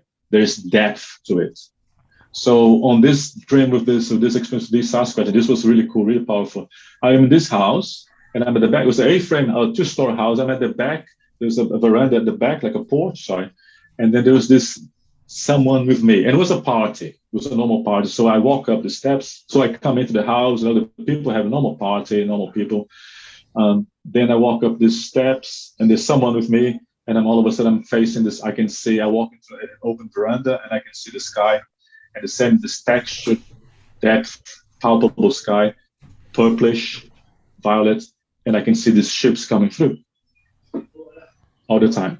They're coming and moving up and down, and then this energy person, creature, dude says, "You need to go to the backyard." And then there's no saying why or should I. It's kind of you go, and it's directing me there. So I went downstairs, walked through the back door in the kitchen, and the backyard obviously behind the house. So I opened the door. As soon as I opened the door opens to the left, opens to the right. No, it opens to the left. And as I walk out, before walking out, I'm just on the door frame, and I can see the backyard. And then at the very end, there's a bush. Here in New Zealand called bush. is the forest, the woods, yeah. And again was this like early evening or very early morning, dusk or dawn. I'm not sure which one it is. So I can just see the silhouette of this black forest at the back, far down the backyard. And then all of a sudden, I feel this energy on the right hand side. So and Brian, remember yesterday I sent you that text. I'm starting reading your book, and you say the first experience you had when you're back into Vancouver, I think you're down in the basement, and then you see this. You describe as what? As crime scene chalk drawing. Do you remember that on your book? Yeah, it was like the outline of a humanoid figure, but I just saw like the outline, like a crime scene chalk line, but it was fluorescent. Exactly. So that's exactly, but mine was that thing. So mine was kind of, and I sent you the picture on Messenger, if you think Sideshow Bob, that spiky hair, and was this, but the end was very trickster-like, very kind of, cheeky kind of thing, and was leaning against the wall, and he was to my right. So the backyard is here, and he was to my right. And then the interesting thing on this dream is like, it's basically these guys just grab your attention and drive your attention across whatever they want. And I see this guy and I feel the energy and I look, and there's this Sideshow Bob kind of dude leaning against the wall. And the energy was very tricksterish kind of thing. And it was this black, if you think like universe black in the sense that you think about the space, the final frontier, and you see that blackness, but it has depth. It's 3-dimensional, 4-dimensional, because it's this endless blackness, but it's not negative or evil or whatever. It's just that this energy that's so deep and so profound, it's endless. So he was made of that. The energy was made of that. And I tried to focus a lot. And I was trying to focus to lock my perception on that, and it stop being blocked or played with, but I couldn't. I just could feel this powerful energy. And it's kind of saying, mate, don't even try, because you're not going to lock into my energy, kind of thing. But it wanted to show me that it was there. And then again, my conscience gets moved to, on the right-hand side of this backyard, there was the neighbor's house, which I didn't see, but I knew there was. It's like your house backyard. So there's a fence, a wooden fence going along this way towards the forest. Along this way towards the forest at the back. And there's no fence at the back. So this place merged into the forest. And as my awareness gets moved down this fence was on my right, I start seeing this tall, strong, massive, masculine Sasquatch outlines, black. And I see the first one, and then I get moved to the second one, the third one, and there were 16 Sasquatch standing along this right side fence. And I was just, and they were getting me just to swoop around, sweeping around, and then I realized I counted 16, and I was going, fuck, these are Sasquatch. And then, man, when I get to the last one, at the very end, I get this powerful pull of my away, but it was really strong. Kind of went like this, zoom, and it right down in the middle of the backyard, getting all kind of, this massive, twice the size of those guys, this massive black silhouette, massive broad shoulders, really strong Sasquatch. And this guy's energy was kind of similar to the trickster one, but was denser, was authority, was powerful in the sense that I'm a powerful energy, lots of authority, lots of knowing, very ancient, but very kind and very non-threatening. Yeah. So it locks itself in my consciousness. And for a couple of seconds, we were locked on each other's energies. And it's just this kind of, this powerful, but it's different to the Manthis. The Manthis, they were powerful, but they were controlling me. I could not fight them. But this guy, I was just there, but focused on him. And he wanted to make sure that I was focused on him. And then there's a bit of exchange, just of this energetic exchange. And then I said, "Are you a Sasquatch?" Which I think he should have replied, "Der." And I said, I was in complete awe. Because again, as I said before, the two other meditations were a couple of years back, until there's no Sasquatch in between. It was all the other experiences. And he said, and he didn't say yes, but I understand that the answer was yes. I'm sorry, I understood the answer was yes. And then I said, why am I being shown this? Why am I seeing this? And the only thing was that because you need to know that we are for real, or that we are real. And that was it. I woke up. So tell me, just describe a little bit more about when you said your energies were locked in together. How did Sorry, you just know? a second. You said your locked in together. What I meant is that I'm here. How did it feel? Yeah. Go ahead. It felt awesome. It felt like there's a strong father figure that gives you comfort and gives you assurance that everything is fine. When you're with me, you're okay. Not exactly, but there was this powerful reassurance that he was a benevolent, powerful, kind, knowledgeable, elder, all-encompassing being that was just a realized being. And that was extremely fascinating because I'm not realized, in the sense of attaining realization or samadhi, whatever. But yeah, it's not quite. It's difficult to explain. But it's this energy that is it's in control and it's self-assured and it knows exactly. He knew exactly who he was. Mm-hmm. In his oneness with everything, in his kindness, in his compassion, in his acceptance of me, and in his understanding of me being a younger brother, a childish kind of person, not myself, but us as where we are, in our consciousness. Yeah. Yet extremely accepting, extremely non-judgmental, and extremely himself. I think that's kind of what it was. Yeah, but there was no compromise of your free will or whatever. It was just an awareness. No, he was, right? I was not being controlled like in the other extent. I was there sharing his energy, and then I was there to realize that the message was that, so you understand that we are for real. No, not for real, sorry. That we are real. And that's it. Then I woke up. Yeah, no, I understand exactly what you're talking about with that feeling. That's a good way of describing it. And then with Reiki, they started coming in the Reiki sessions.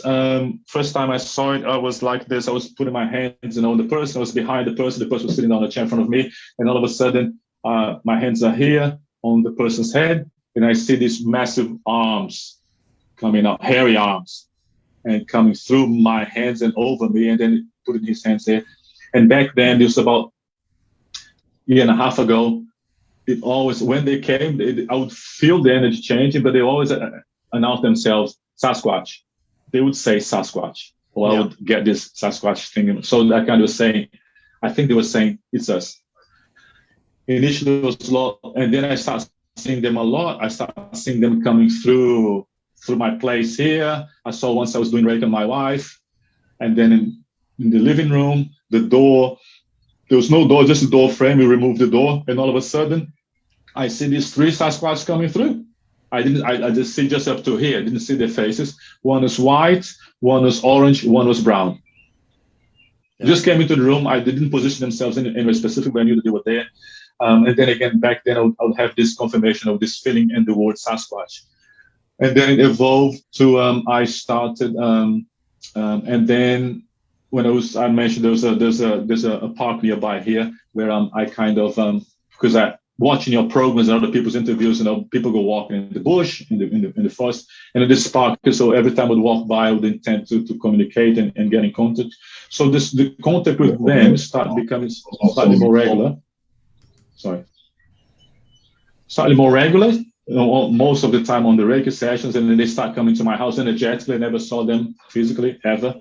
And then I started going to this park, and then because it's this kind of native forest there, small but still, I would walk by and then mentalize and intend to contact them. And I would see, I saw a couple of times. Once I saw was late night, early evening, late afternoon, and I saw a lot of them, a lot of red eyes moving around. And they I didn't freak me out because I knew already that they could manifest themselves. You could see all these red eyes. And I posted on a Facebook group which is Sasquatch related one. I said, guys, I saw this is kind of evil, because as soon as you see red eyes, because we're dumb and conditioned, you think it'll negative, bad. And then people said, no, they manifest themselves like that. So eventually, I was kind of not introduced. It was always the same guy. I should know with different ones, because the first ones that I saw, these arms that came through first, and the ones that he was white, and his energy was quite old, kind of ancient energy or ancient soul, whatever it's called. An elder, isn't that what the word is? An elder one. And I could feel that I could see him being white, and his energy pattern was quite different to this one that now I'm always in contact with. So this one, he's brown, and we became, so I believe he's the one that is to work with me, to show me the kind of this little path within the path. Nowadays it comes whenever he wants. So that's what I was trying to explain to this friend of mine. I do not summon him. It's not my dog. It's a conscious being and has his own wills and things to do and families look after. And he belongs to a clan. He lives in Utah, in the US. He told me that once. And he comes here through a portal, which he comes through the trees. So he, and then the ship from now, he doesn't have to announce himself. No, I know his name, and I've seen, the drawing that I sent you of the 3 baby Sasquatch. That one was quite interesting. I was sitting out there. I had brought some apples, I'm telling something. Yesterday I was watching your interview with that guy. I think he's from the south of the United States. I think it's show number 13, I think. And he's a very strong certain accent. 140 shows. I can't remember who was on show. Anyway, so this guy, but I'll come back to that later. So brings him some apples, etc. And then this day, there was this specific tree that I chose to be the tree, not necessarily where he comes through, but I thought it was a cool tree. And then I was there, man. And then we were listening to Led Zeppelin, and I could see him, tapping his foot. We listened to All of My Love, All of My Love. And we're jamming there, just listening to. I was listening to it, obviously, but he was there as well. And all of a sudden, I noticed this kind of different energy. And I didn't look, but I see, and without looking, I see this 3 little Sasquatch, different colors. One is kind of black, the other one is dark brown, and the other one is about reddish. Like toddlers, one of very young ones, not even juvenile, not adolescent, but children. And they were looking at me.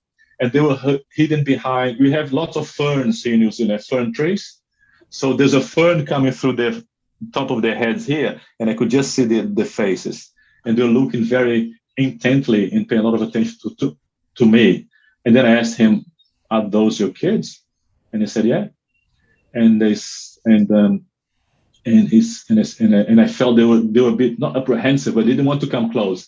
And then I said, "So are they scared?" And I said, "No, but we do not allow the children to approach you humans. They can come, they came with me, but they have to stay there." And then I stayed a little bit longer. The music, the song ended, and then I had said, "I gotta go." And said, "Okay." And then this is an interesting one which I saw. I saw his wife once. Looks different, looks more delicate. He's brown. He's tall, brown, brown eyes. And yeah, so now we have friends. It's kind of nirvana. Come as you are, as a friend. You don't have to announce yourself. And once he jumped in my car, which is quite interesting, which is quite funny. Every time I walk by this park or I'm driving by, I do that. A very poor owl hooting. I go whoop, whoop, because I also listen to some shows and read that, and that's how sometimes they manifest the voice. And then I always go whoop, whoop. I never got a reply, but I know that he listens. Maybe he's not there. Maybe he might be here. Sorry. So you've got a relationship with this one guy in particular. Is he sort of like a teacher to you, or? I think what it is because I mean, his we have these conversations about many different things, about mundane things. And yesterday, so I just finished this thing about the car, yeah. And so I was in the car and I drove past the park and I went, boop, boop. And then all of a sudden, man, you guys might have experienced this. Is this wave of joy and happiness and love in the car with me? And I got flooded by this thing. I said, fuck. And then I realized straight away he was in the car with me. And I said, dude, are you in the car? And then I feel this laughter, the energy of his strong chest and laughter. He was just laughing. He just jumped in the car to give me some shit, you know? So he jumped in the car. And then I was laughing. We both laughed, and I was laughing physically, having these waves of joy and happiness and love and him coming through me. And he was just laughing. And then we got to the corner. He was gone. Yeah. And then I posted on I think it was maybe on Pork and Beans on Facebook, and someone else replied, said he had the same experience, but in his case, the Sasquatch left that skunk smell that a lot of people talk about it in his car. So he asked me, did he poo in your car kind of thing? Did he squirt? I said, no, thank fuck, because I'll never be able to clean that. But that's where we are at the moment. Yes, we talk about things. Mundane things, like the other day when I was in the car yesterday driving and I was listening to your show, and then I think the person on the show was talking about he was a hunter and talking about food, and that he had he was hunting for venison south of US, and then he invaded this Sasquatch area, and then he sees all of a sudden this Sasquatch running across the clearing in the field, and he looked more like a orangutan. And then one of the things that he thought was interesting, that just before it was this breaking of trees and the howling, and he said that the Sasquatch, as he moved across this clearing, he felt like he says looks like a Walmart plastic bag being blown through the parking lot, very fluid. And then because then apparently he was hunting for venison, the guy, maybe the Sasquatch as well. But he was had manifested physically. And then I was in the car, and then he said, apple. We usually speak in English, or telepathically in English, but this time was in Portuguese. And the word for apple is maçã. And all of a sudden, in my mind, it came maçã. And then I realized straight away it was this energetic imprint kind of thing. And I said, maçã, apple. Because I take him apples, red apples. I took him avocados once. And listen to this. And he said, red apple, red apples in Portuguese. And I said, red apples then. And I was talking verbally, and he was telepath. And he said, yes, no avocados. How is that for fucking? Is this for real? Or am I tripping on LSD? It is for real, boys. It says no avocados. And I said, so you don't like avocados? No avocados. The funny thing is, part of the sentence was in Portuguese. Maçã. First thing. Because the context of the conversation is all contextualized. Like this conversation we're having, he was talking about Sasquatch. In your video, this guy was talking about that he was hunting for venison, and then the Sasquatch got pissed off at him because he thinks that he had invaded the hunting territory of this Sasquatch. So the context of the conversation was food. And he pops in my head, apple. And I say, apple? I knew it was him straight away. He says, red apple. He doesn't want avocados. I had taken him a couple once, green apples. Actually, then I said, so no green apples, red apples. Very precise in Portuguese, then in English, no avocados. Oh man, this is such an exciting story. Let me jump in here. I've experienced when I watch videos of Sasquatch that sometimes I get the vision of that Sasquatch in that location, whatever it is, and what the man is doing, and one time I actually did a high five and in my imagination, and I got this response back from the star people and from the. So when you say, just to make it clear for the rest of the people, because it's wrapped up in a story, you were watching a Pork and Bean show, and the guy was talking. It's the vibration of the show. It's the vibration of the show. So and your Sasquatch friend was watching that show with you and listening to it. Probably yes. And then, Probably yes. Because that's what I was saying is if they're looking through your eyes, then you can look through their eyes. That's what my experience is. And so when I was looking at it, anyway, so you're listening to the Pork and Bean show. Your Sasquatch interrupts that because I'm in the car, driving on a highway, listening to the show, watching the show, listening. All right, and then he because this topic was about food, about hunting and getting food, he wanted some food, and he said in Portuguese, he said apple. Unbelievable. No, he did not want. Sorry, I do apologize there, Michael. I'll just correct. He did not want food. He was telling me that he likes red apples. Right. Don't bring me any food, man. Don't bring me avocados because I don't eat them, but I like the red apples. Right. So that's why I'm assuming, sorry to cut you there, man. I think it said apples. But even so, the thing is this to me, I think happens with all the people who watch Sasquatch of any kind of shows. That there's probably a Sasquatch that's connected to them watching that same show.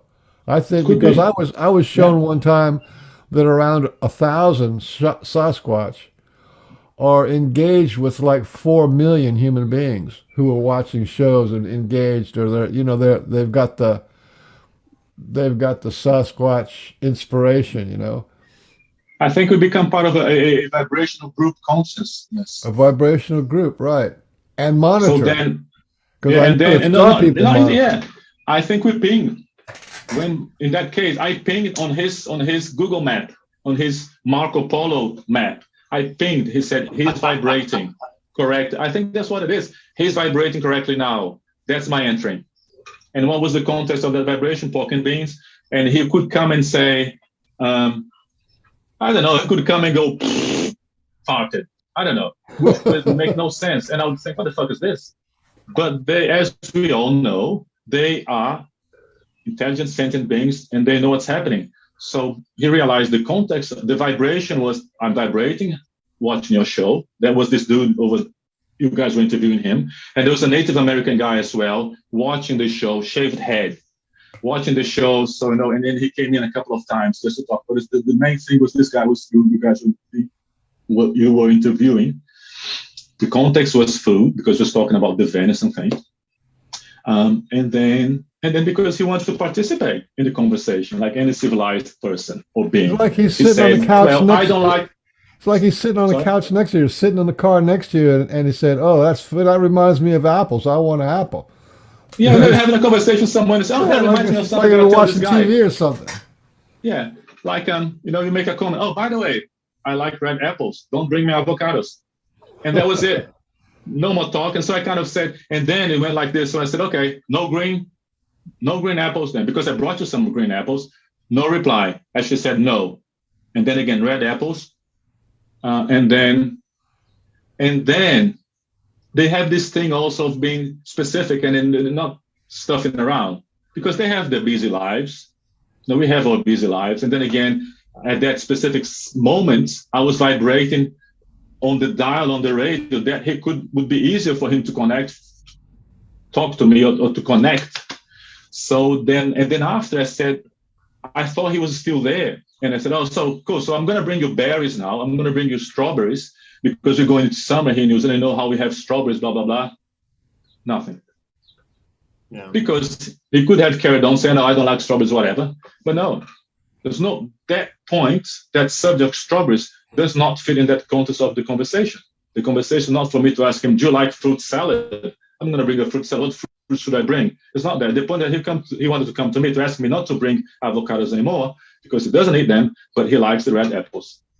They're amazingly specific and amazingly intelligent and to the point and amazingly contextualized. Now, you tell these fuckers on hunting, finding Bigfoot that those beings are animals.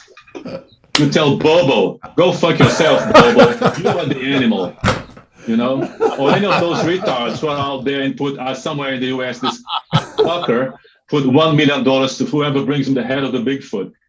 Yeah, go fuck yourself. Sorry, audience. I'm a a uneducated. Some things you need to say fuck and fuck that. Fuck you know what though? Those guys actually do good work in the sense that they introduce masses to the Sasquatch. Yes. And then they open doors. Then doors are open to people who actually are on a vibration that they can work with. So I mean, they're just supposed to be, but it is funny. Yeah, but basically, yeah, you're right. They don't know really much about them. Or maybe it's just. No, I'm not saying that I'm the Sasquatch whisperer. I'm not. But I've had no. Well, let me ask you. This happened to you in New Zealand. Judge those guys, you know. This happened to you in New Zealand, right? That happened to you in New Zealand. Did this happen here in New Zealand? Yeah, that's where the car was. Yeah, happened yesterday. Yesterday. Oh, okay. That's phenomenal. Yeah. So I just think there's this kind of an international thing going on here. Yeah. Because when it happened to me, when I did that high five, I was in 2019, right? That I was watching the thing on the internet, but the show was from how did it go? The show was recorded in 2014, right? And the boy's story was like in the 1990s, right? So that's 3 different time zones. Time. Yeah. You know what I'm saying? And yet I was responded to those things. So this was actually in the 1990s where I gave this high five to this Sasquatch that was trailing this guy out back to his car, escorting him back out to his car. And I thought that was cool. And he saw that I was watching him. So it's like this whole thing of time and distance and all that stuff just goes out the window. It's about vibration, like you said. If the vibration's right, it doesn't matter. The time, the future, or the location on the planet. Yeah, that's my take. That's my understanding of it. I might be wrong. Probably the other people watching this might be, but that's how I think you're right from what I've experienced. Hey, can I go back to ask you one thing? Because you were talking about you were doing Reiki? Or is it Reiki? Reiki. Yeah, Reiki is this Japanese healing, yeah? No, I know what it is, but I just sometimes I don't pronouncing it as Reiki. Reiki. It's pronounced. It's pronounced the way that a cat throws up their dinner. It's like a. But in Japanese, a Japanese cat. This is very important because. So you were doing the Reiki. And you could feel the Sasquatch hands directing you and assisting you. Is that right? Is that what you said? Yeah. Yes, correct. Okay, well that's very important because they're healers. Obviously, I've seen them like right in person. They've done healing with me, as a matter of fact, and I've seen it live when I've been there with other people. But the thing is that they teach us when you have a relationship with them, a student-teacher relationship with them. A lot of these things that they can do, they're passing on to us and giving us those abilities. And just recently, within the last couple of years, I've been doing some healing work, and I can't even believe the results. It's like, what? Are you serious? It just like blows my mind. And the thing is that I've always attributed to, and I always call them in for help and assistance, whatever, and other beings. But the thing is that I know that the success that I'm having is through my relationship with them, and they're actually helping me with that work. I'm getting energy when I'm saying that. They're letting me know, yes, that's true. They just confirmed it. So that was very important to me. And a very important point to make is when you said you were doing your Reiki and you could feel their hands going through it, that's beautiful. That's beautiful. It gives me confirmation, although I already figured that out, but it's still nice to hear, right? Yeah. It's funny, they don't come in every single session.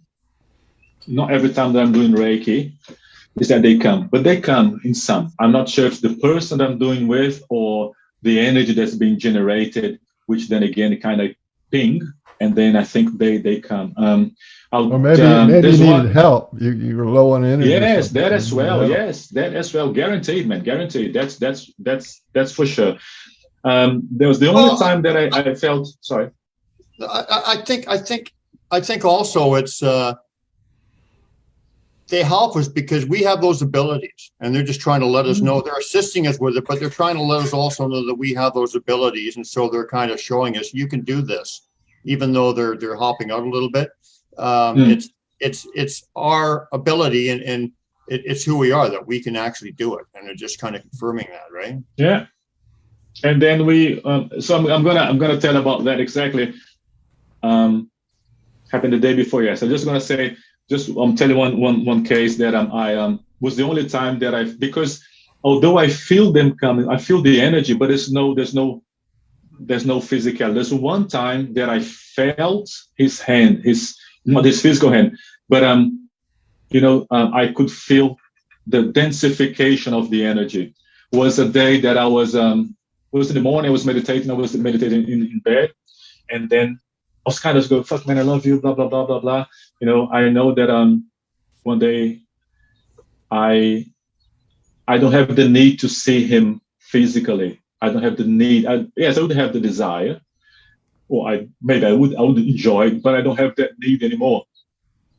So, but us being us, I think. I'll change. Me being me, I want that confirmation that they could be physically manifest as well. So anyway, I was meditating, and I was and I sent you that drawing of the thumb.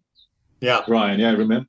So I was meditating here, and I said, "Man, I don't need to see you, but I would like to feel you a bit more than just astral projection." And then I felt his hand going like this on my hand. Wow. I felt it was not like an energy, flimsy energy, although the energy is not flimsy, but I felt actually a hand manifested going on like this. Not a physical hand, but the pressure of a physical hand without being there. And then straight away, and I went, wow. And then he said, hand. Actually, no, sorry, I said, is this your hand? I thought, is this your hand? Talking to him. And then he showed me that. He showed me his hand. He showed me his thumb.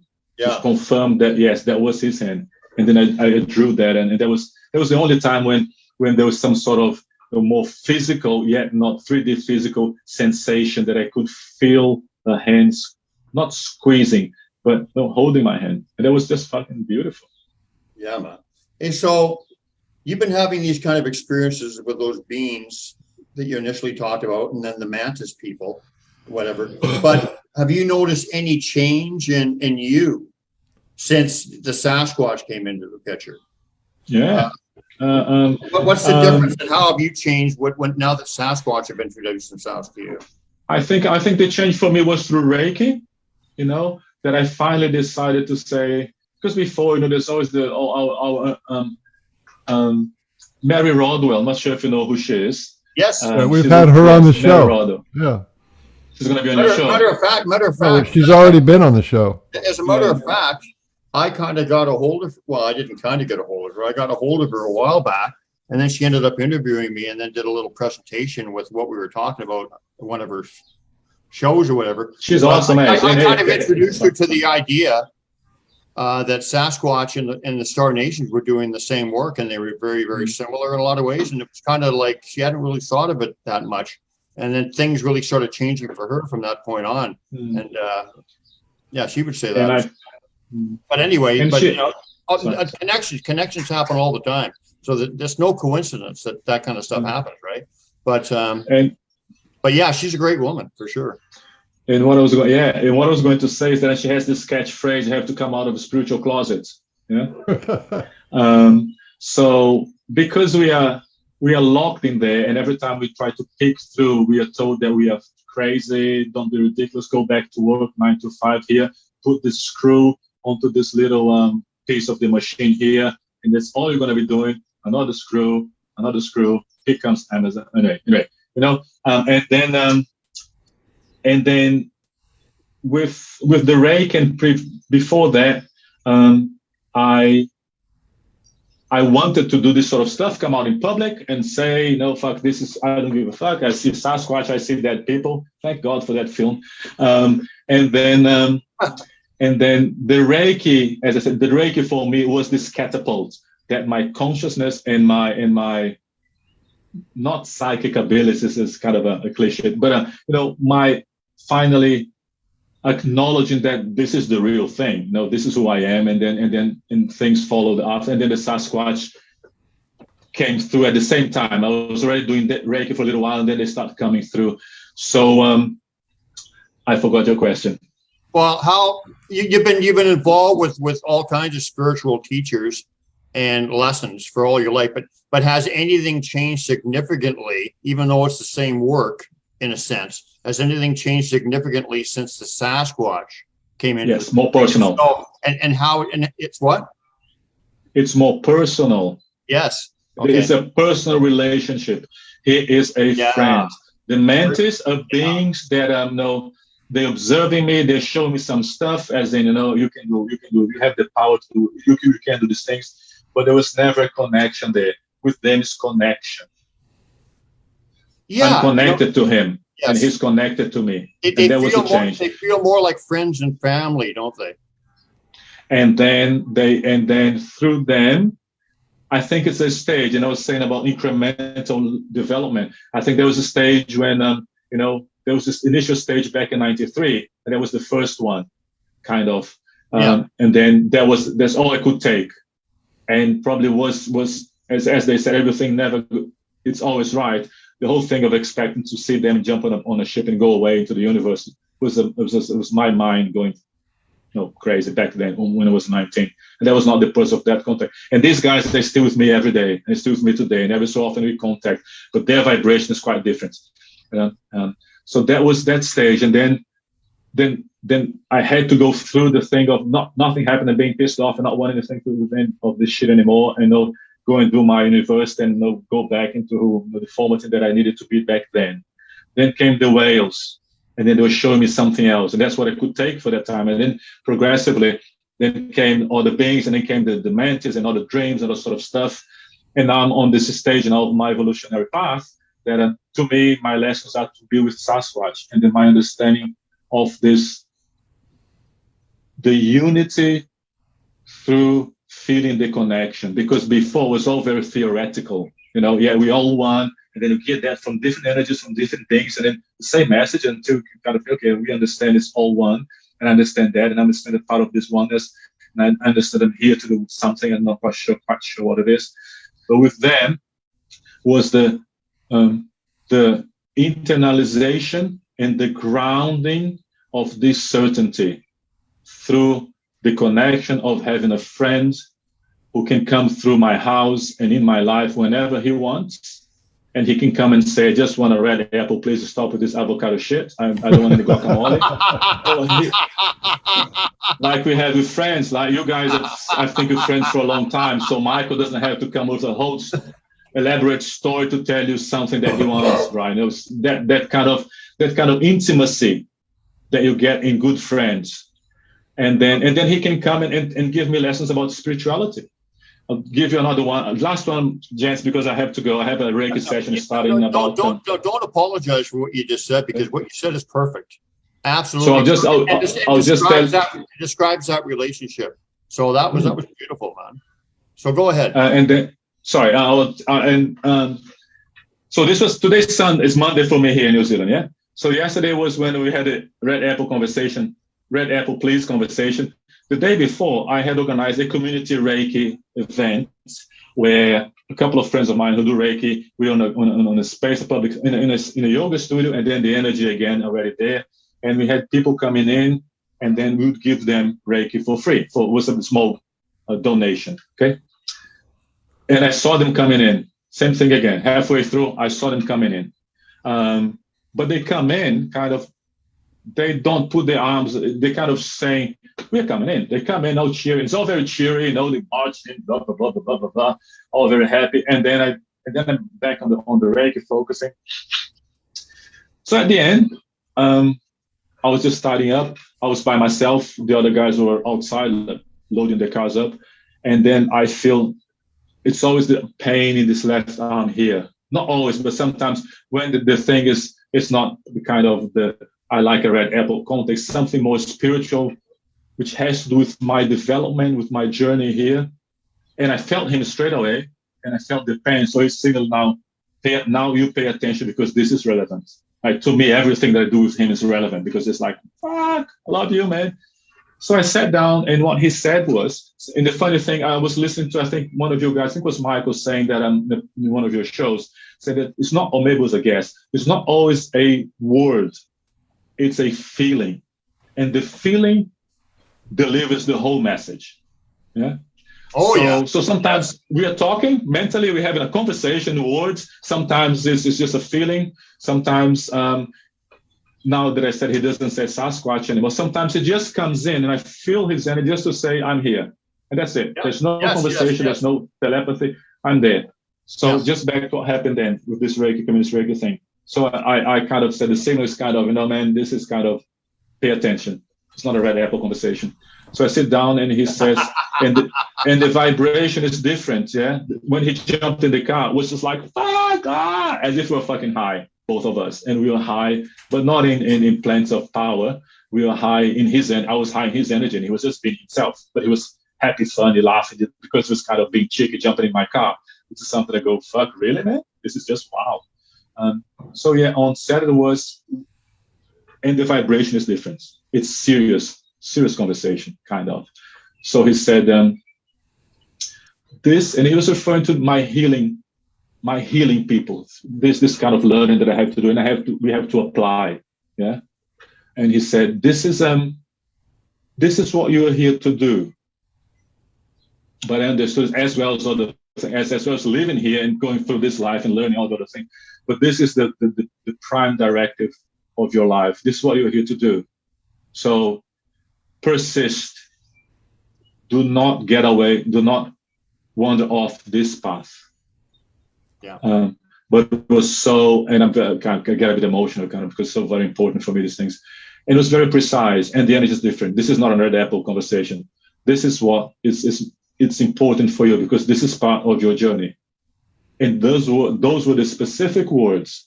This is what you are here to do.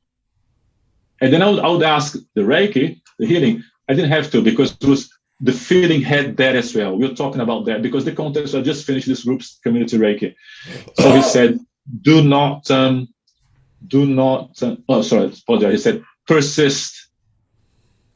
Do not, he didn't say do not wander off, but he gave me the feeling, the knowledge of do not stop this kind of thing. Carry on. Well, and that's if they're working through you and you can feel their energy coming through you and through your hands when you're doing Reiki, then that's pretty obvious that that's what you're supposed to be doing, right? So yeah, man. So it's just joy. With him, it's just joy. With him, is learning. With him, is friendship. It's fucking unconditional love. I'll say more. Sometimes I get fucked off because he disappears like any needy mofo. But with him, it's just understanding, love, and compassion, and showing the way, and then having fun, and then being chicken, sort of stuff. Which to me is all I need in my life. All you need is that, man.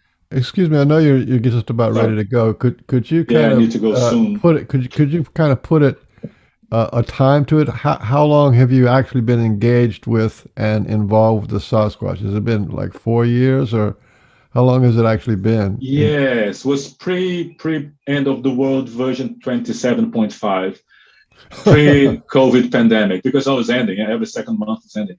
I started with the dreams. The first two, the first one that he walks out of the forest, and the glyph. These will be, I'll say 2019, I think. Huge gap. Then I started on the Reiki, and then I started, vibrate different. Then I had the dream about the backyard, and then this elder, strong energy said, "No, we are here just so you know we are real." And I cannot put it actually. So this was answering your question. 2019, huge gap. 2000 and I started Reiki in 2000 and I started Reiki before 2018. I started with the Reiki. 2019 those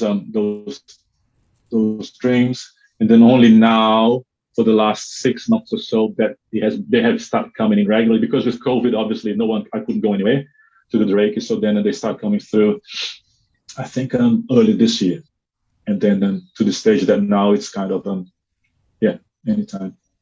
That's fantastic. Do you feel their energy? Sorry, Beans. Keep that thought, Beans. Do you feel their energy almost every day? No, no. There are days that he doesn't pop in. There are days he pops in. And then depending what the need for him to pop in for, sometimes I just feel him coming, and I might be making dinner. He comes through, say I'm here, kind of say hi, mate, hey man, and I feel the energy. There's no conversation. There's nothing, and I feel him there.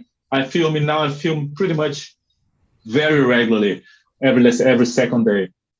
Yeah, and there's a signature energy to them too. I mean, you can tell who it is by their energy. There's a personality and like yes. And the energy. Is that right? Is that your experience? And the energy, just like us, there are days when you're angry, there are days you're happy. They're never angry. I think they get angry, like, because everyone does.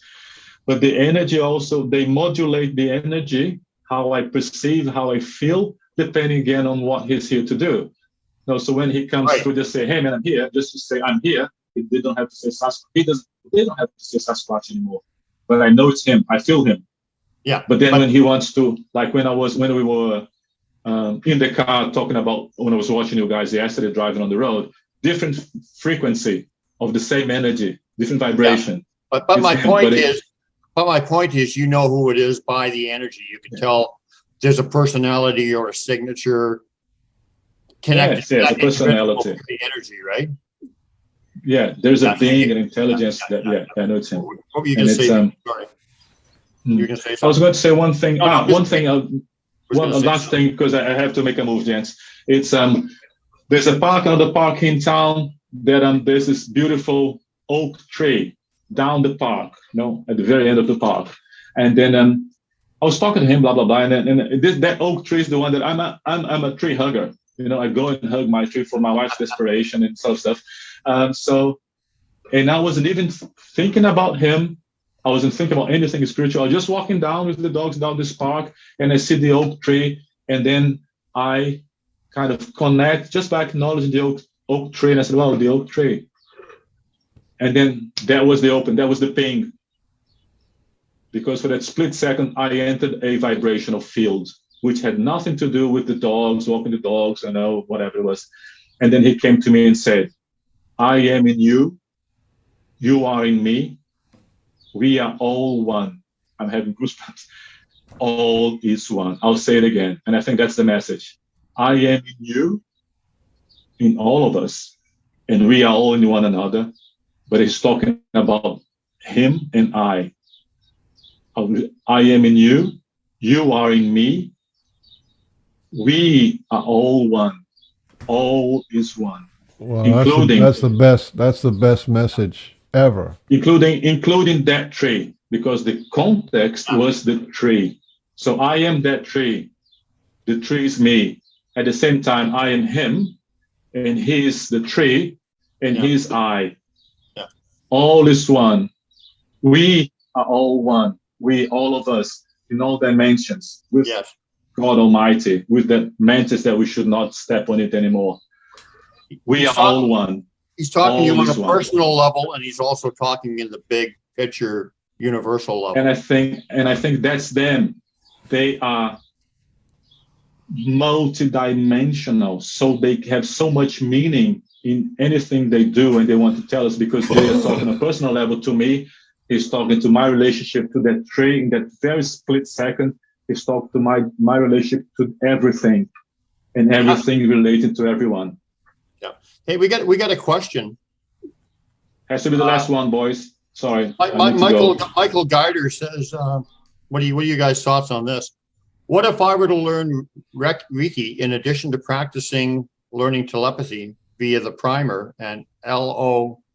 That's language lessons of the heart. It all seems to be connected. Would it help me with telepathy? Maybe you should answer that, Beans.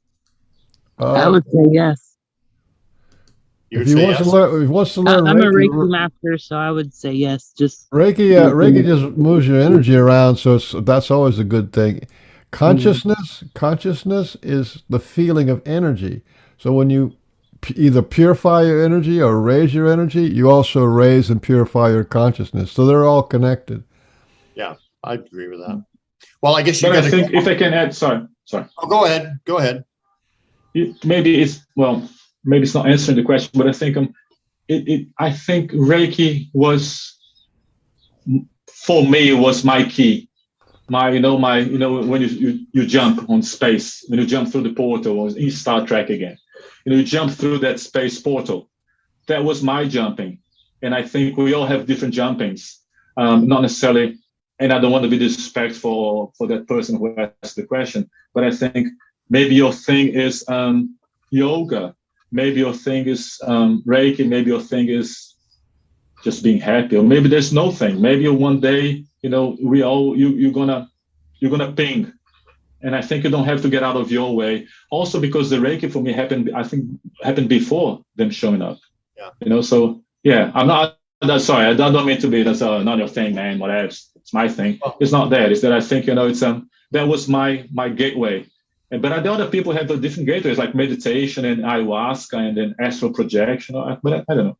Maybe I'm talking shit. Like I don't practice Reiki and maybe actually I'm thinking maybe I should do it, but I don't know how I personally do it. It's just like I think it's a remembrance from a past life or something. Yeah. Because I don't know what I do. I just focus and it happens. I just so I don't have any any training on it, but I get amazing results. So I you don't need training. Reiki is a system, yeah. But which was codified and now became this multi-million-dollar industry. But you don't need. There are healers all over the world, which just come and just get to work with the energy. You don't have to go through a system. Reiki is a technique, just like it's a program. And you get a nice piece of paper with it. You get a piece of paper, you can put it on your wall. Yeah, exactly. Then you can charge, a tremendous amount of money for. Well, you charge more money because you're certified, and then you can be a pro and a super pro. Yeah, I'm not going to describe my process or whatever, because you got to go. Yeah, but what I mean. But I think it's heart intent, and the thing is it's weird because I think I remember that I had that ability from a past life or something. Because I remember when I was a kid and a young man or whatever, I was thinking I have the ability to heal, but I just thought I was making it up, and I had no clue. But then what am I doing now through the Sasquatch? I'm sort of learning that kind of thing. So it's amazing how connected this all is, and how we get little hints and subtle hints all through our lives, and we have little doorways open, and it's just a beautiful process. And you're really going through it, Marco, and that's fantastic. If you get more experiences, because this has only been 4 years for you, and like yesterday you were having an experience with the Sasquatch talking to you about apples. That's yesterday. So if you have more experiences, and you're welcome to come back and say, oh, listen, you know what happened? They took me inside the tree or something. Whatever it is. Yeah, come back. The thing that Penny said, Penny Rummel, I think her name is. The thing about the tree, that they told her that they actually during the day they get energetically, they get into the trees to re-energize it themselves. It's just awesome. I thought it was really cool. That interview was really cool. All the interviews are really cool, but they have I don't know how many, 400. So I'm slowly going through. My friends, I've got to go. Thank you very much for the opportunity. I'm more than happy to do it again, and I have lots more to talk about. Just about Sasquatch or the thing, but Sasquatch is kind of a daily thing. Yeah, let me just say before you go, and I only keep you about 15 more seconds. We have a lot of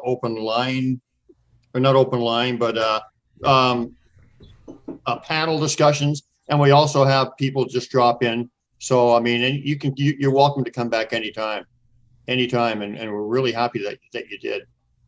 How do I do that? Is that the same Zoom link, or is there a specific Zoom link, or how do I get in? Well, you're in our group, right? Yes. We usually put a Zoom link on the group page before the show, and if anybody like Successful Awakening did today wants to stop in, and we'll talk to you for a few minutes too once Marco goes. If you want to come in, just do it, or I'll invite you to a panel show or something. And like we have 5 or 6 people going on, and so you can come back. Absolutely, I loved having you, man. Thank you so much. Have you guys talked to Mike Patterson? Have you had him on the show? Yeah, we have had him. Yeah. Yeah, he's cool. If I play something on my phone, can you hear it? Maybe if you put it right next to your microphone. We can try. Are you still there, or have I disappeared? Yeah, we can hear you. Your audio's there. Yeah. Okay, Olivia. you don't need to see me.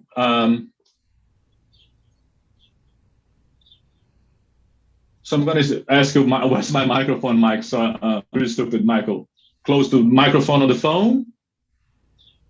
Wherever you're getting it from, wherever. I'm getting from on my ear thing here. No, All right. wherever your listen? voice goes, if you're going to put the thing right next to it.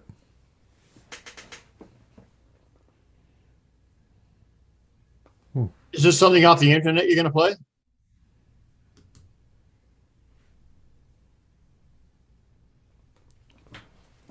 I don't know if it helps, but I tried that a minute ago. You have to have a second device and then hold the second device near your speaker for us to hear it, I think. At least on my phone, it does that.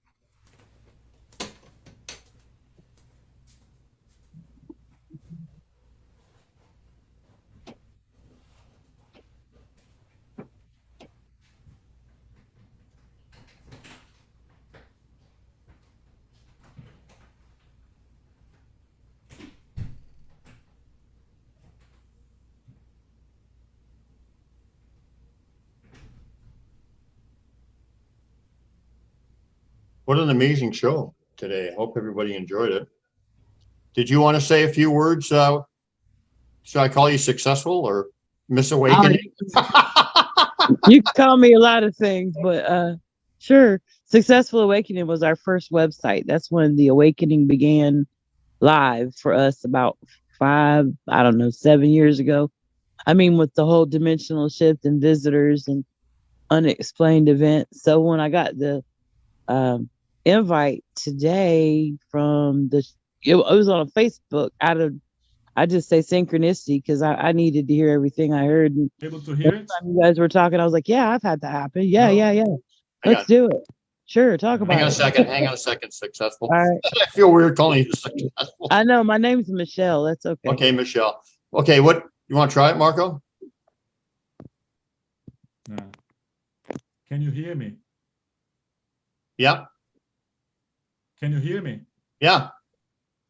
Did you hear the Sasquatch speaking? No. Yeah, it's a voice that Mike Patterson sent it to me when I interviewed him. He sent me these 5 little clips of Nefertia speaking in the gym, but he's got it on his YouTube page as well. It's a really cool thing. We've heard it. We've heard it before. For you, it's on my phone. We've heard it before. Anyway, it's something. We've heard it, but I tried to send it to you, Brian, but I couldn't. That's fine. I can't hear you either, so I'm gonna put these earphones back on just to say bye. That's fine. I think most of the people have heard that talking before. I've actually personally heard them talk too. It's pretty cool. In their actual audible voice. You can hear me, yeah? Yeah, I can hear you now. I just want to, can you say something so I can hear? Try to see if I can hear. Yeah. Can you hear us? Yeah, no, I'm not sure what's going on, man. Oh, okay. Well, anyway, thank you very much. I loved it. I would like to come back. I really want to come back. Let me know. I'll jump in online to on the Facebook page to get those to be on those panels. Thank you, boys. I gotta fly. Thank you very much. Bye-bye. Thanks for coming. You're great, man. Thank you very much.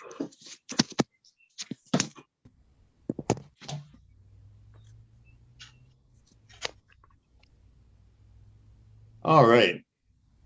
Oh, I removed him. Now they want to know if I want to report him. No, I don't want to report him. He was great. Yeah, he was. I don't want to report him. I just thought I'd help him get off. So, well, you sound like you're an interesting person too. Maybe we should have you on for your own interview. So basically tell us. So what happened? You were saying. You were saying. 7 years ago, you had an awakening, or what happened with you? Yeah, the big universal call came maybe 5-7 years ago, but I died and came back 33 years ago. So mine started around 33 years ago.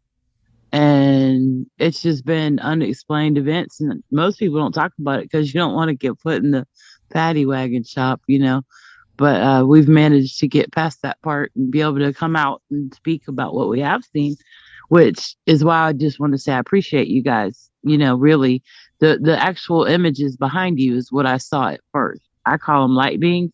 I don't know what you would, maybe star beings. I don't know. They're just really cool, and they're light. They don't want Yeah. any forms. They're just love and light. And I call them light beings. I actually had a vision of these guys where they were fighting reptilians for the consciousness of the world. It's, the battle that's going on right now. So, oh yeah, I'm very aware of it. I've one of those actually stepped into my body once and taught me how to channel all sorts of things through the messengers portals, as I'll say, to make it, not complicated for people to understand. I was guided to make my own spirit board to protect it so that I couldn't be taken over by anything. They said I wouldn't be taken over by anything that could hurt me or anyone, but it was brutal and the war is real.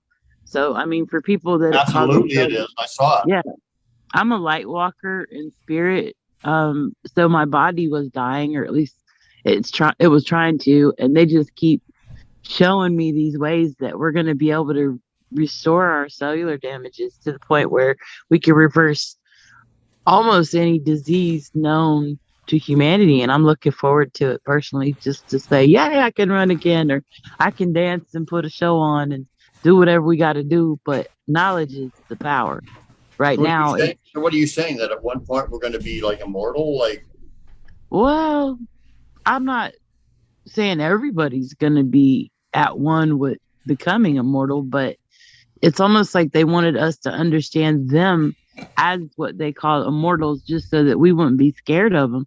So that when the veil opens up wide, as they say, it's about to happen and people are seeing things they've never seen before. Let's just put it that way. We were being prepared to assist so that there wouldn't be mass fear, because fear is the biggest hurdle. And you already said there should be no fear. I was like, yes, somebody finally said it. Thank you. Because if we can remove the fear factor by educating people, people won't get lost in between. And then we can all evolve to a higher state of consciousness without the previous fear factors that used to pretty much govern our world. Exactly. They've been banking on that fear factor a little too long, in my opinion, but that's just because I'm tired of it. And I was tired of being a warrior, so I decided to quit and become a voluntary minister of peace, just to get, not that I'd ever quit protecting the innocent on my soul. I mean, that would be insanity, because you got to protect your loved ones who don't know what's going on. But at the same time, I mean, what they've done to us was rip us apart, expected us to understand universal everything. And as you well know, some of it wasn't so light and fluffy and pretty and kind. So we had to be able to manage to block that from harming innocent people the best way we know how as people. Because I was just a barber. I wasn't like some master universal traveler. It was like one day I was okay, and the next day it's almost like a radio frequency opened up and I could hear it just as clear as I can hear you, if not better, because it was in my right ear, and it would play music and then I'd hear words. And I just remember they said, "We come in peace, have no fear," blah, blah, like stuff like that was their opening statement. And then they asked me to be a scribe for the mother, the most high and divine feminine masculine, as a messenger of sorts, but just to try to help people when the time came, for the big merge or emerge or the event. And that event has been happening a little too long for me personally. And I'm like, you know what, let's just call BS what it is and say no more fear, and then educate people on why not to fear their own higher selves or consciousness or soul groups or whatever. Then that way we eliminate half the battle right there, and then share our stories. Because the more we share, there's plenty of people that it's happened to. They're just scared to talk about it because most people think they're going to get put in a institute. Previously, let me go back. We just watched a documentary, not to jump all over, but I think it was in Sweden, and they were literally removing people from their home who had autoimmune disease. And I was like, what? Arthritis? We all have something, in our immune system, but they literally were removing children and family members from people's homes by a pencil, which I don't agree with, of a psychologist saying remove them now. And I was like, what kind of, I would never want to live there, like, but at least here we don't have that problem for now. I'd hope it stays that way because the more we share, the less they can harm us, I think. At least that's what we were told. Once you step out and speak the truth, they can't really do anything to you other than try to scare you energetically. But if you get past the fear, there's nothing left to be scared of, and then it's just knowledge drops, I guess. Is that how y'all see My it? view of fear is you come to the end of fear by going into your fear. In other words, Mm-hmm. you practice going into fear in your imagination and try to get as much fear and as much terror as you can. What you find out is there's a limit to fear. We never reach our limit, but the limits is the same thing as we almost never sing in our highest voice and we never sing in our lowest voice or our loudest voice. And each one of those has a limit. You can only sing so loud, you can only sing so high, you can only sing so low. And fear is like that. When you reach the Mm-hmm. end of your fear, then you reach the end of fear. Mm-hmm. Unless you have a Sasquatch Exactly. get away from you instantly. The Sasquatch, well, the first Sasquatch I met was But that's um generally true, what Bean said, obviously. yeah, Tina Thomas is the one that helped me not have fear of the Sasquatch, but that was only because when I was a little girl in South Florida, they always had those Bigfoot stories and how they'd eat people. And I was like, I can't imagine a being just because it has more hair than everybody else want to eat people when they just eat fruit. It was something else going on in the woods. It wasn't like when they called Bigfoot scary, I was a little girl, so I didn't know better. But that's where it stemmed from as a child. I was like maybe 5, and they were like, ooh, don't go in the forest or the Bigfoot's going to eat you. And I'd be like, what's that? And they'd be like, well, it looks like a Sasquatch. I'm like, well, they don't look scary. That looks like Chewbacca. Like I was confused as a child because I'd be like, why is that scary? Oh, okay. Because it can eat me. And I'm like, all right. But, the things that I saw that were scary were more like shadows and uh, beings that, intentionally harm others. But Yeah, other well, than that, that was it. anything that can raise our consciousness or anything that of that nature, they're going to portray as being scary or whatever, or because they don't want that to happen. So there's a Yeah, reason. Where did you live in South Florida? I grew up near Boynton Beach, Yeah, I was West Palm. down in Miami. Okay, you ever met the Ain't Misbehaving band guys? You look like one of my uncle's friends that played in the band. I don't have my glasses on, but is your name Michael? Yeah. Okay, okay. Who knows? It's a small world. I was like in 1973. I was a little redheaded child running around on stages, bouncing all over the place, having fun any chance I got. I wasn't worried about much. It was a different world by the beach back then than it is now, but I love it. The ocean anyway. Are you I'm in where, Savannah now. oh, that's not too far. Okay. I'm in North Georgia mountains right now. Oh, really? Uh-huh. It's a storm actually. I'm surprised. Well, I'm sitting outside. Uh, you guys are probably inside, but it's been storming pretty hard. They said it's going to be like this for the next day or so. Yeah. Did you want to tell us about? You said 5 years ago you had a big awakening or something. Did you want Sure. to tell us what happened? Sure. For me, it was like I went to the doctor. They told me I was dying and that I just needed to enjoy life because there was no way I was going to survive. And I was just like really offended, and anger came in because I was like, excuse my language, but who the hell are you to tell me I'm dying? Like, why can't you just say I'm living today? And what can we do to extend it? Like, it was depressing and I was pissed. So I said, well, that's fine. I'll just go surrender to God and, see what I can do to be cool with my maker. So when the time comes, I don't have anything hindering my soul. And so that's when I surrendered. It was during a Reiki session, ironically. And I had just became a Reiki master, but I needed some energy because I had been drained energetically, physically, and all that by the illness. because the autoimmune, well, at the time I had tumors anyway. I still do, but I've shrunk them since then. So I'm not dying. I'm alive. And I couldn't wait to tell that doctor how I lived all these years with no doctors telling me what to do, but me becoming my own doctor. So I had to become a student practitioner. But the way it happened, right after I surrendered to God, I heard a loud voice in my ear, like really loud, like deep bass echo, it was the most ancient, deepest voice you could ever imagine. It was really loud in my right ear.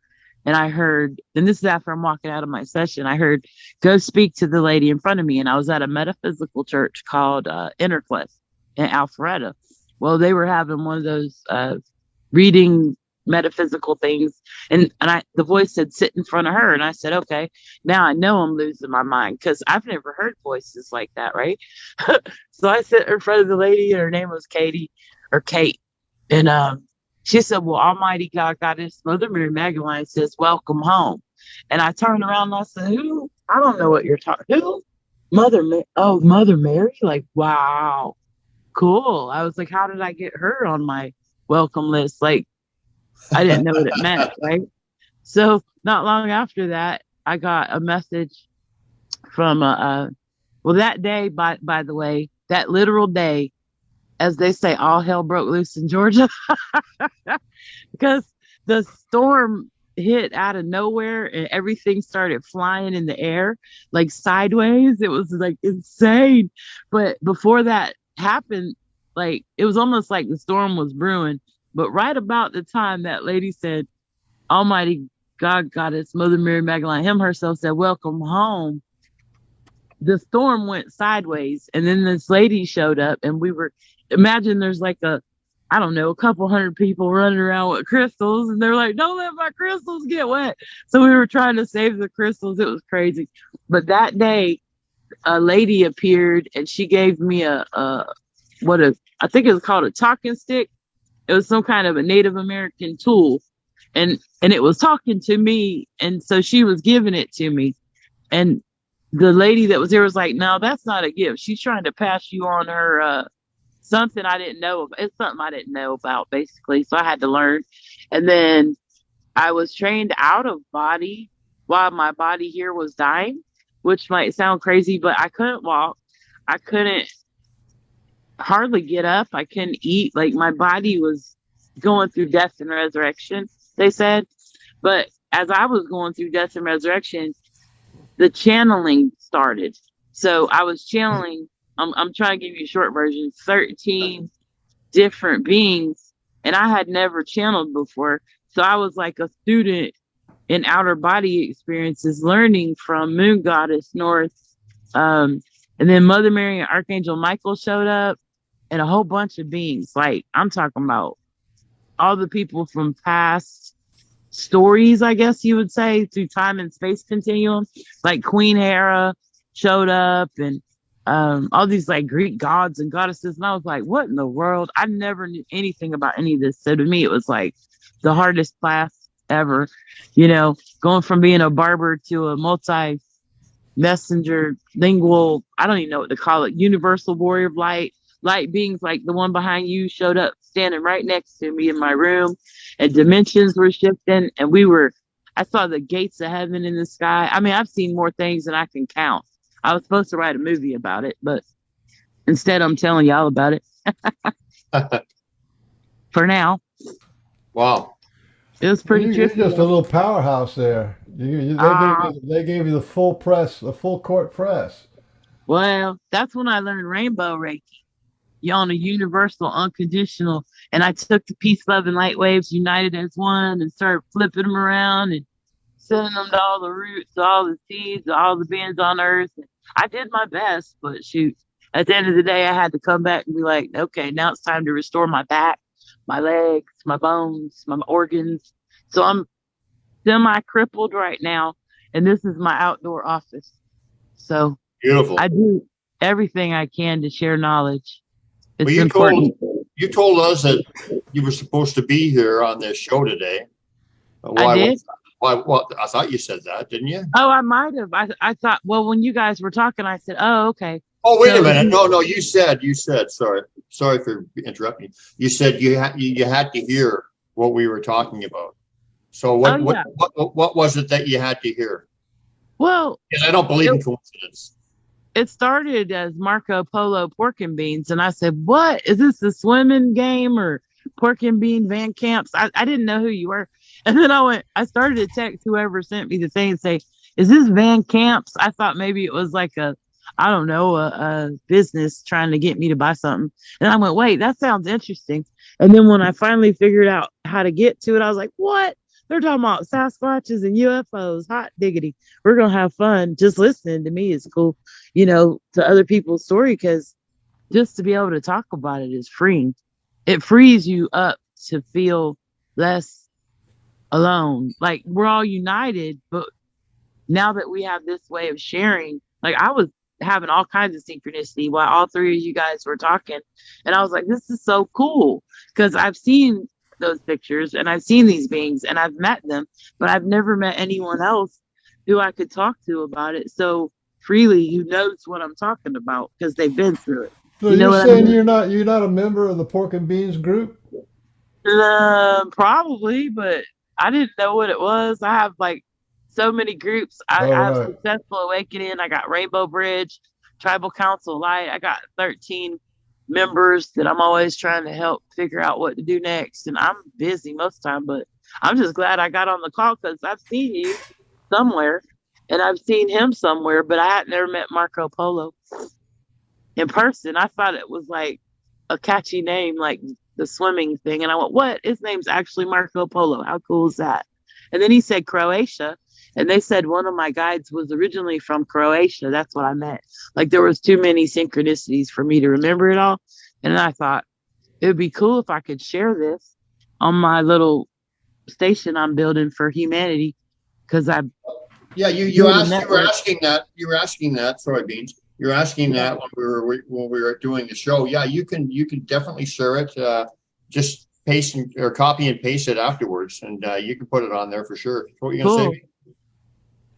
Well, I was just gonna say, you girls are just like such powerhouses. You talk about Tina Thomas, and if you wanted to, you and her can get together a bunch of girls that you know about the Sasquatch girls, and we'll just do a show for you. Have the all girls night.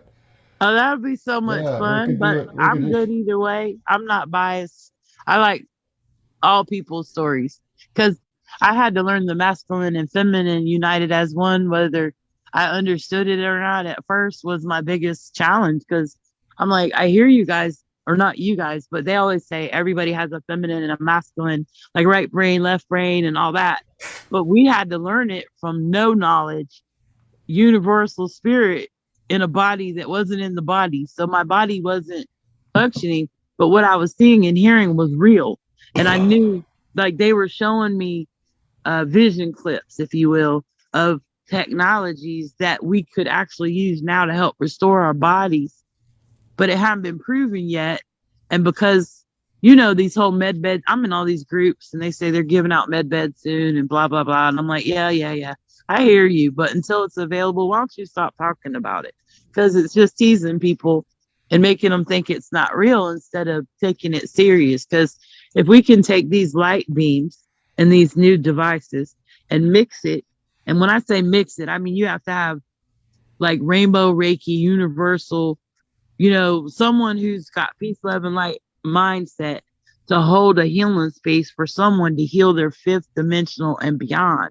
So that's what I was learning, like in outer body, so that I wrote healing5d.com just so that when people like us or people that have had experiences similar to us need someone who understands that, they can call us without feeling like they're going to be judged, because that's the biggest problem right now that I've seen. Men and women who are very, high up on a professional level, financially speaking, are having similar experiences as us, but they won't talk about it because they swore up and down they'd have them locked up. I'm like, why would you get locked up? They're like, trust me, my doctor would have me locked up saying I had schizophrenia. I'm like, but that's not true. So I think there's a big divide in knowledge. Like, what would they call schizophrenic and what would they call well, because it's two different things, it's just little questions that I'd like answered on like a panel of people like us, just to see how we can help people understand what's going on better, if that makes sense. Yep. Cool. Why don't you get a group of your people together and we'll put on a show. You can get I'm Tina ready. Thomas back on. We've had her on before. She can come back on, and anybody else, and it doesn't have to be just girls, but if you want Yeah. girls, it's fine too. Well, have y'all met the people at GPMS.world yet? Global People's Monetary System. The what? Have y'all met the guys the people, I should say, at Global People's Monetary System yet? Never heard of it. So that's a humanitarian efforts committee that says it's basically like we the people, for the people, by the people. It's like a divine law. They were trying to get everybody to agree to it. And they were going to give everybody in the world basically unlimited financing once they got enough signatures. But the main media was blocking the shares, of course, because they didn't want everybody to know they could do that, just to vote it in. Just stuff like that. Is that legitimate?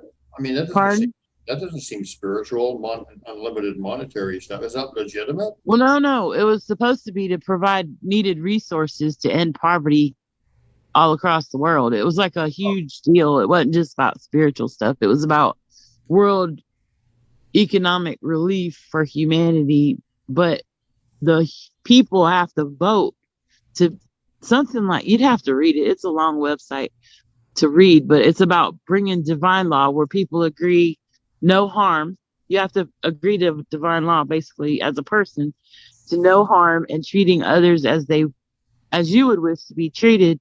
So it's kind of like a bunch of humanitarians that just came together to try to put a knowledge bank together on how we can make the world a better place. And then there's a couple others like Love One Society, and they got some new. Are you guys both in America? Are you here, Brian? I'm in Canada. Canada, okay. So you've probably heard about the freedom fighters and Queen, what's her name? Ramon, I don't want to mess up her name. Queen Ramona or something. Have you met her? Do you know her, Beans? I haven't heard of her. She's the lady who says she's the Queen of Canada. Yeah. Queen of Canada? Yeah. Yeah.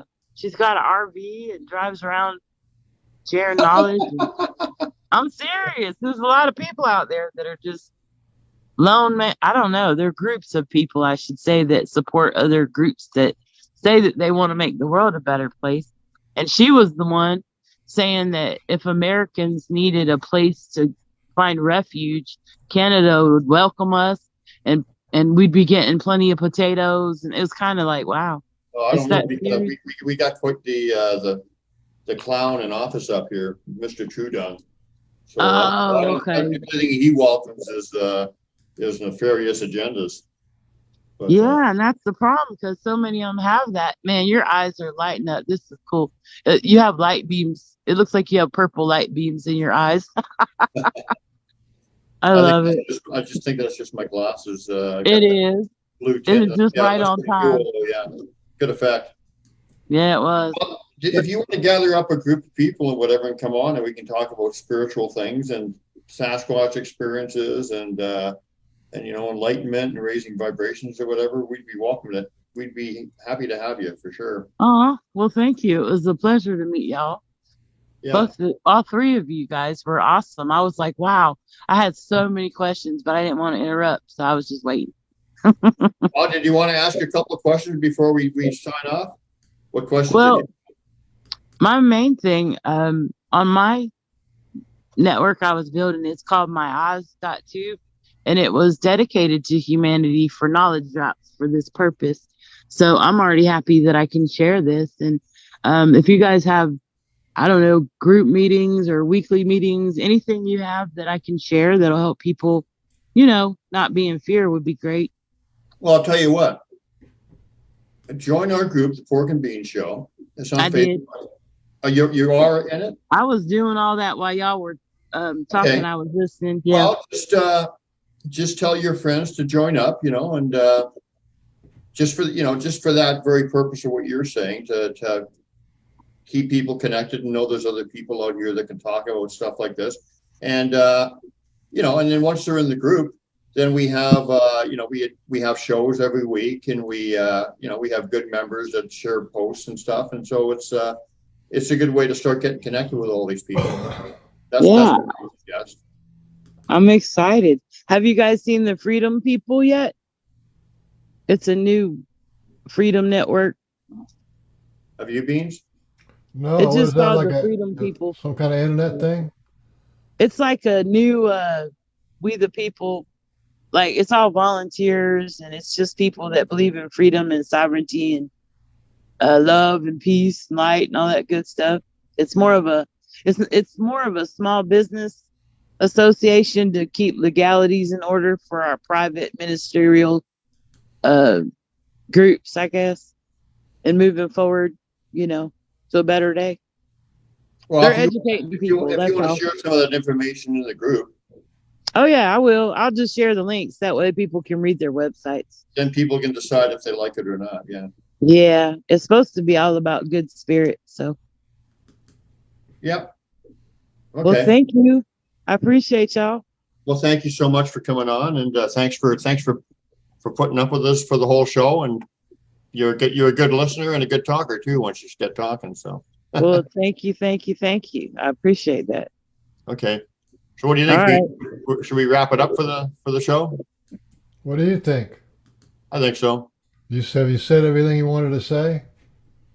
Well, pretty everything I say on this show, I probably said 1,000 times before. So, what difference does it make? I'll say it again. How about you? You got anything to say? Close out. I'd like to invite everybody to come and join our group. I think that would be nice. We need more members, so if you're hearing us on the interweb, then come on over to the Pork and Bean Show group and become a beaner. Yeah. Yeah. Oh, wait a minute. Now I know what you were getting at, Mr. Bean. Not that you didn't remind me at the beginning of the show. Yeah, come and join our group. And also, if you want to come and join my YouTube channel, I've got like probably 600 videos on there with all the Pork and Bean shows edited with a nice little intro and an outro and stuff, and they're kind of fun.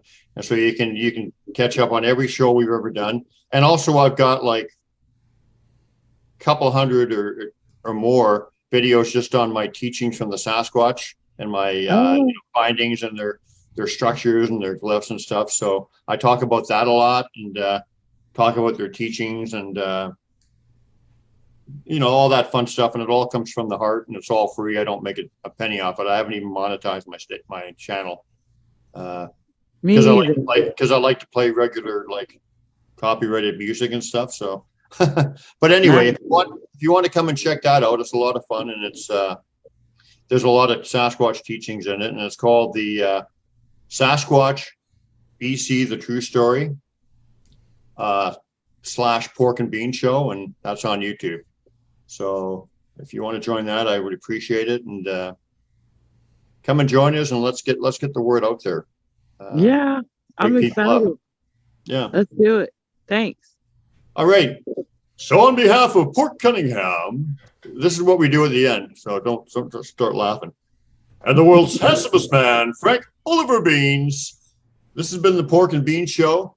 Thank you, Successful Awakening, for joining us and sticking with us throughout the show. We appreciate you. And thank you to Marco Polo, who's actually his real name, for coming on. He had some fascinating stuff, some great insight, and he's right up our alley. And we really appreciate the audience, too. Thank you all. We love you all. And thank you so much for listening. So bye for now, and we'll see you. What, Beans? Who's next up? You want to say who's next up while we're... Trisha Brown. Trisha Brown, when's that show? It's going to be Sunday, November 6th at 1 p.m. So in exactly a squeak from today. One squeak away. One squeak. Okay, everybody. Bye for now. 1 p.m., one squeak. Thanks. Love you all. Love y'all. Bye for now. I'm not like everybody else.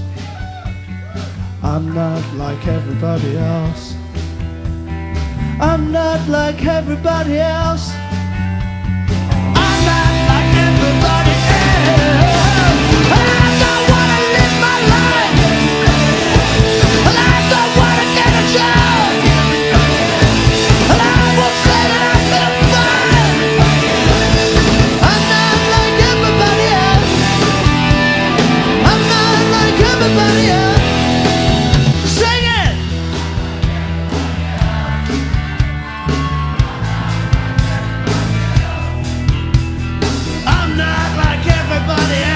need